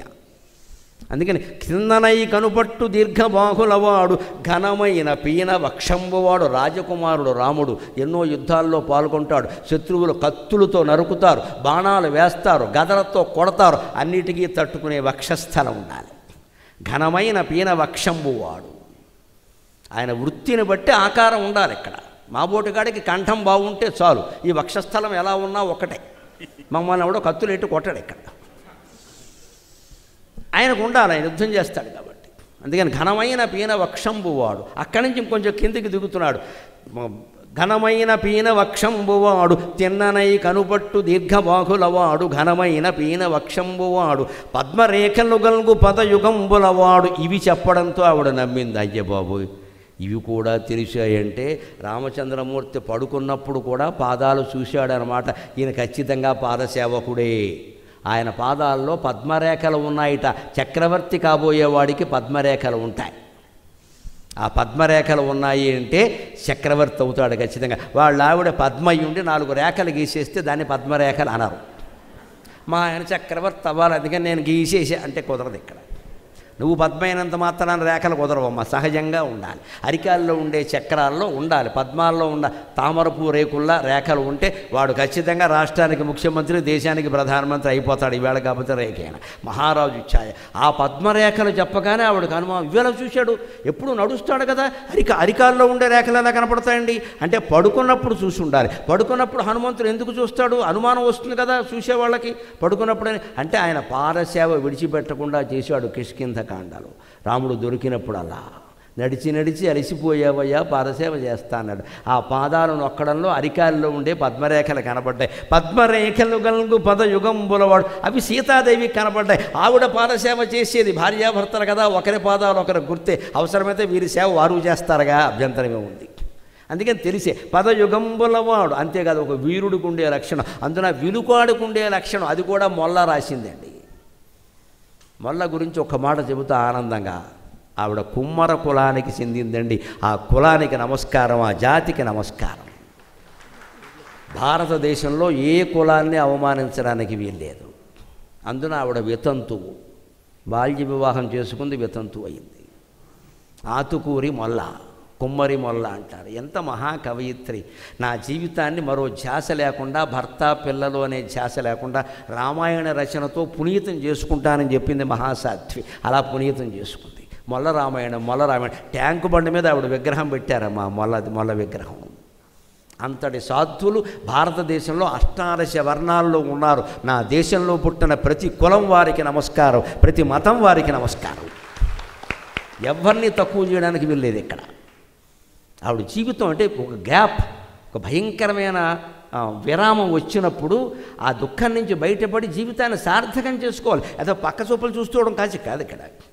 ఎందుకు మళ్ళీ పెళ్లి చేసుకోవాలి, సంత పోయింది, ఏదో పోయింది, ఆ గొడవ వదిలిపోయింది, సార్థకం చేసుకుందాం అని రామాయణం రచించింది ఆవిడ. ఆ రచనతో సాగిపోయిన జీవితం అంతా వెళ్ళిపోయింది. మహాసత్యం మిగిలిపోయిందా లేదా? సంసారాలు చేసి పిల్లలు కనవాళ్ళు అందరూ మిగిలేరా? 3 పెళ్ళిళ్ళు చేసుకునే వాళ్ళు అందరూ మిగిలేరా? ఇది అయిపోగానే అది అయిపోగానే ఏదైనా మాట్లాడకూడదు. ఫస్ట్ షో సెకండ్ షో కాదు, ఇది జీవితం. ఇది యథవాంఛలు ఎవరికైనా. అందుకని మొల్ల మిగిలిపోయింది ఇక్కడ. అందుకే ఆవిడకి ఎంత ప్రజ్ఞతో వచ్చిందో, ఆవిడ యుద్ధం చేయలేదు, విల్లు పట్టుకోలేదు. కానీ విలుకాడుకుండే లక్షణం ఏమిటో తెలుసా? బాగైన ఎట్టి గుల్పములవాడు. గుల్పం అంటే ఈ మడమ ఎలా ఉందో వర్ణించింది. మడం ఎలా ఉండడం ఏంటండి, ఎలా తెలుస్తుంది? హనుమంతుడికి ఎలా తెలుస్తుంది? నిలబడినప్పుడు చూశాడు. మడం ఎందుకు బాగుండాలి, రాముడికి ఎందుకు బాగుండాలి? రాముడు విలుకాడు. గదా యుద్ధం చేసేవాడికి అక్కల్లా, ఖడ్గ యుద్ధం చేసేవాడికి అక్కల్లా. విలుకాడు. విల్లుతో యుద్ధం చేసేవాడికి మడమల గట్టిగా ఉండాలి. ఎందుకంటే ఆలీఢం, ప్రత్యాలీఢం, సంలీఢం, వ్యాలీఢం అని 4 పొజిషన్స్ ఉంటాయి, 4 స్థితులు ధనుస్సు పట్టుకుని నిలబడడానికి. ఎడమకాలు ముందుకు చాపి కుడికాలు వెనక్కి పెట్టి నిలబడితే ఆలీఢం అంటారు దాన్ని. కాసేపటి కాస్త నీరసం వస్తుంది కదా, కుడికాలు ముందుకు పెట్టి ఎడంకాలు వెనక్కి పెట్టి నిలబడితే ప్రత్యాలీఢం అంటారు దాన్ని. అంతేకాని యుద్ధరంగం నుంచి పారిపోకూడదు. మడమల్లో ఎప్పుడుతున్నాయని నన్ను ఇప్పటితే ఏం చేస్తావు? శత్రువు ఉన్నాడు అక్కడ, వాడైనా చావాలి, నువ్వైనా చావాలి. అంతేకాదు సంలీఢం, 2 పాదాలు కలిపి అటెన్షన్ అన్నట్టుగా నిలబడితే అది సంలీఢం. తర్వాత 2 పాదాలు దూరంగా పడి స్టాండ్ అట్ ఈజ్ అని నిలబడితే అది వ్యాలీఢం. ఆలీఢం, ప్రత్యాలీఢం, సంలీఢం, వ్యాలీఢం. ఈ 4 స్థితుల్లోనూ గంటల తరబడి నిలబడి విలుకాడు బాణాలు వేయాలంటే మడమల గట్టిగా ఉండాలండి. ఇది ఎనాటమీ, ఇది భారతీయ కావ్య నిర్మాణం. ఎంత ఆలోచన. ఒక కుమ్మరి కులంలో పుట్టినప్పుడు ఒక వితంతువ ఇంత ఆలోచన చేసింది అంటే మహాకవుల కావ్యాలు ఎలా ఉంటాయి? ఎన్ని చదవాలి మనం, ఎన్ని చదవకుండా జీవితం అయిపోతుంది ఇక్కడ. అటువంటి వాడిని ఇప్పుడు భౌతిక వర్ణన అయిపోయింది, గుణాలు చెబుతున్నాడు ఇక్కడ. ఈ ఊరికి కాళ్ళు వేళ్ళు కాదమ్మా, కపటమెరుగని సత్యవాక్యములవాడు. ఎందుకంటే సుగ్రీవుడికి మాట ఇచ్చాడు, వాళ్ళని చంపుతానని, చంపాడంతే లెక్క. 2వ మాట లేదు ఇక్కడ. మాట తప్పలేదు రాముడు. కైక వరం కోరింది, అమ్మ వెళ్ళిపోతున్నాను అన్నాడు. తెల్లవారే వరకు కూడా ఉండలేదు, రాత్రే వెళ్ళిపోయాడు. ఇక్కడ తెల్లారితే మారిపోతాయి రాజకీయాలు, చాలా మారిపోతాయి. నాకు పద్మశ్రీ వచ్చిందని ప్రకటించినప్పుడు కేంద్ర ప్రభుత్వం నుంచి ఫోన్ వచ్చినప్పుడు 25వ తారీఖు మధ్యాహ్నం వారు చెప్పింది ఏమిటంటే, please don't reveal the thing till we make an official announcement, నమస్కారం అన్నాడు. మధ్యాహ్నం 1:30కి నాకు ఫోన్ వచ్చింది. మీకు ఇస్తున్నామని you are conferred with Padma Shri అన్నట్టు వెరీ గ్లాడ్ అన్నాను. యు ఆర్ యాక్సెప్టింగ్ అయితే కానీ ఓకే అన్నాను. అండ్ వెంటనే we request you not to reveal the thing till we make an official announcement. మేము మీడియాకి రిలీజ్ చేసే వరకు మీరెవరికి తొంతపడి మీ బావమర్దికి ఫోన్ చేసి చెప్పేయకండి అని చెప్పి చెప్పకూడదు. మేము అలాగే ఉన్నాం ఇంట్లో వాళ్ళకే చెప్పలేదు. నేను ఉండిపోయాను, గంభీరంగా ఉండిపోయాను అంతే. ఏమైందంటే ఏమి లేదు, బాగానే ఉన్నాం, కాఫీ పెట్టి తాగేద్దాం అంతే. సాయంత్రం 5:30కి హైదరాబాద్లో వేరే సభ ఉంది. ఆ సభలో కిషన్ రెడ్డి గారు పాల్గొంటాడు, పర్యాటక శాఖ మంత్రి. ఆయనకి తెలియదు, నాకు తెలుసు. ఆయనకి తెలియదు, ఆయనకే తెలియదు. అంతే, ఆ నిర్ణయాలు అలాగే ఉంటాయి. ఆయన ఆ ఉపన్యాసం కూడా ఏమీ అత్యుత్సాహం లేకుండా, తోక ముద్దెట్టుకునే గంతు లేకుండా నేను మామూలుగానే చెప్పాను. నేను అత్యుత్సాహం వచ్చిందంటే విలేకరుల దగ్గరికి వచ్చేస్తారు, ఎందుకంటే మన్నాడే ప్రకటిస్తారు. వీళ్ళు ఊహలు చేసేస్తారు. వెంటనే ఎవడో ఫోన్ కొట్టేస్తాడు అక్కడికి, అబ్బాయి ఆయనకి ఇవ్వకూడదని కొంపలు అంటుకుంటాయంటాడు, చెప్పేస్తాడు ఏదో ఒకటి, లేకపోతే సోషల్ మీడియాలో పెట్టేస్తాడు. ఇక్కడ ఈ అవకాశాలు ఏం లేకుండా వాళ్ళు చెప్పారు, మీరు చెప్పకంటే నేను చెప్పను అన్నాను. నేను ఆ కార్యక్రమం ముగించుకొని రాత్రి 8:30కి మేము ఇంటికి వచ్చేసరికి, అప్పుడు నేను మీటింగ్లో ఉన్నాను కాబట్టి ఫోన్ కట్టేసా, ఇప్పుడు కట్టినట్టే. 8:30కి ఫోన్ ఆన్ చేస్తే ఇక పరంపర చెవి లాగేసింది, చెయ్యి లాగేసింది. రాత్రి 11 వరకు ఫోన్లే. టీవీలో వచ్చింది. కొన్ని ఉత్సాహమైనవి కూడా దాచుకోవాలి, అంతేకాదు సందర్భం వచ్చింది కాబట్టి చెప్తున్న భయంకర దుఃఖాలు కూడా కొన్ని దాచుకోవాలమ్మా. భగవంతుడికి తప్ప ఎవరికీ చెప్పద్దు. కొన్ని భార్యకు కూడా చెప్పలేము, కొన్ని భర్తకు కూడా చెప్పలేము, పిల్లలకు అసలే చెప్పలేము. అవి పూజా మందిరంలో అమ్మవారికి మాత్రమే చెప్పాలి. ఆవిడకైతే చెప్పక్కర్లేదు, తెలుసును కాబట్టి. అక్కడ మనం కూర్చుంటే చాలు, చెప్పక్కర్లేదు. చెప్పక్కర్లేని చోటు ఏదంటే భగవన్ మందిరం. ఈ అనవసరమైన చోటంతా మనం వాగుతాం, అసలైన చోట చెప్పం, అక్కడ కూర్చోం. అక్కడికి వెళ్ళి కన్నీళ్ళు పెట్టుకోవాలి. అమ్మా, నేను ఏ తప్పు చేయలేదే, నాకు ఎందుకు ఇంత కష్టం వచ్చింది, నిన్ను ఆరాధిస్తున్నానే, నువ్వు చూసుకోవాలి కదా, నాకు ఈ జన్మ పరంపర అంతా ఏమన్నా తెలుసునా, నన్ను కాపాడమ్మా అంటే 24 గంటల్లో అమ్మవారు మిమ్మల్ని బయట పడేస్తుందమ్మా. అనుమానం ఏం లేదు, నమ్మండి దయచేసి. కపట మెరుగని సత్యవాక్యములవాడు. ఎవ్వరికైనా మాట ఇస్తే తప్పుడు. రాముడు అర్ధరాత్రి అంటే అర్ధరాత్రి వెళ్ళిపోయాడు, ఎందుకంటే తెల్లారి వరకు ఉంటే మారిపోతాయి. ఎవడో వెళ్ళి కైకని చంపేస్తాడు. రామా ఫ్యాన్స్ అసోసియేషన్ వాడు నేరం ఎవరి మీదకి వస్తుంది? రాముడే, వెనకాల రాముడే ఉండి చేయించాడు, సుపారీ ఇచ్చాట అంటాడు. ఇక్కడ నేరం రాముడి మీదకి వస్తుంది. అందుకని రాత్రి 9ంటికి ఆవిడ వరం కొడితే 10ంటికి సుమంత్రుణ్ణి పిలిచి వెళ్ళిపోవాలి, ముందు నగరం పొలిమేర దాటిపోవాలి, పనిచేయనడంతే. తండ్రి పిలుస్తున్నా సరే వినిపించుకోలేదమ్మా. మాట కట్టుబడ్డం అంటే అది. కపట మెరుగని సత్యవాక్యముల వాడు అనగానే పొంగిపోయింది సీతాదేవి. నా మనిషిని ప్రత్యక్షంగా చూసినవాడు తప్ప, ఆయన సాంగత్యంలో కనీసం 6 నెలలు ఉన్నవాడు తప్ప ఇంత ఖచ్చితంగా చెప్పలేడు రాముడి గురించి. జై హనుమాన్, జై హనుమాన్ అని దేవుడు. అందుకని ఖచ్చితంగా తెలిసిన కపట మెరుగని సత్యవాక్యములవాడు రాముండు శుభలక్షణములవాడు. సాముద్రిక శాస్త్రం ప్రకారం, జ్యోతిష్ శాస్త్రం ప్రకారం, మనస్తత్వ శాస్త్రం ప్రకారం ఏ మంచి లక్షణాలు ఉన్నాయో అవన్నీ రాముడిలో ఉన్నాయమ్మా. ఇంకెందుకు ఒక్క మాట చెబుతున్నా సరే, నీ అనుమానం ఎవరితో పక్కనే లక్ష్మణుడు ఉన్నాడు, ఆయన్ని వేరే వర్ణించక్కల, అన్నీ ఇవే లక్షణాలు.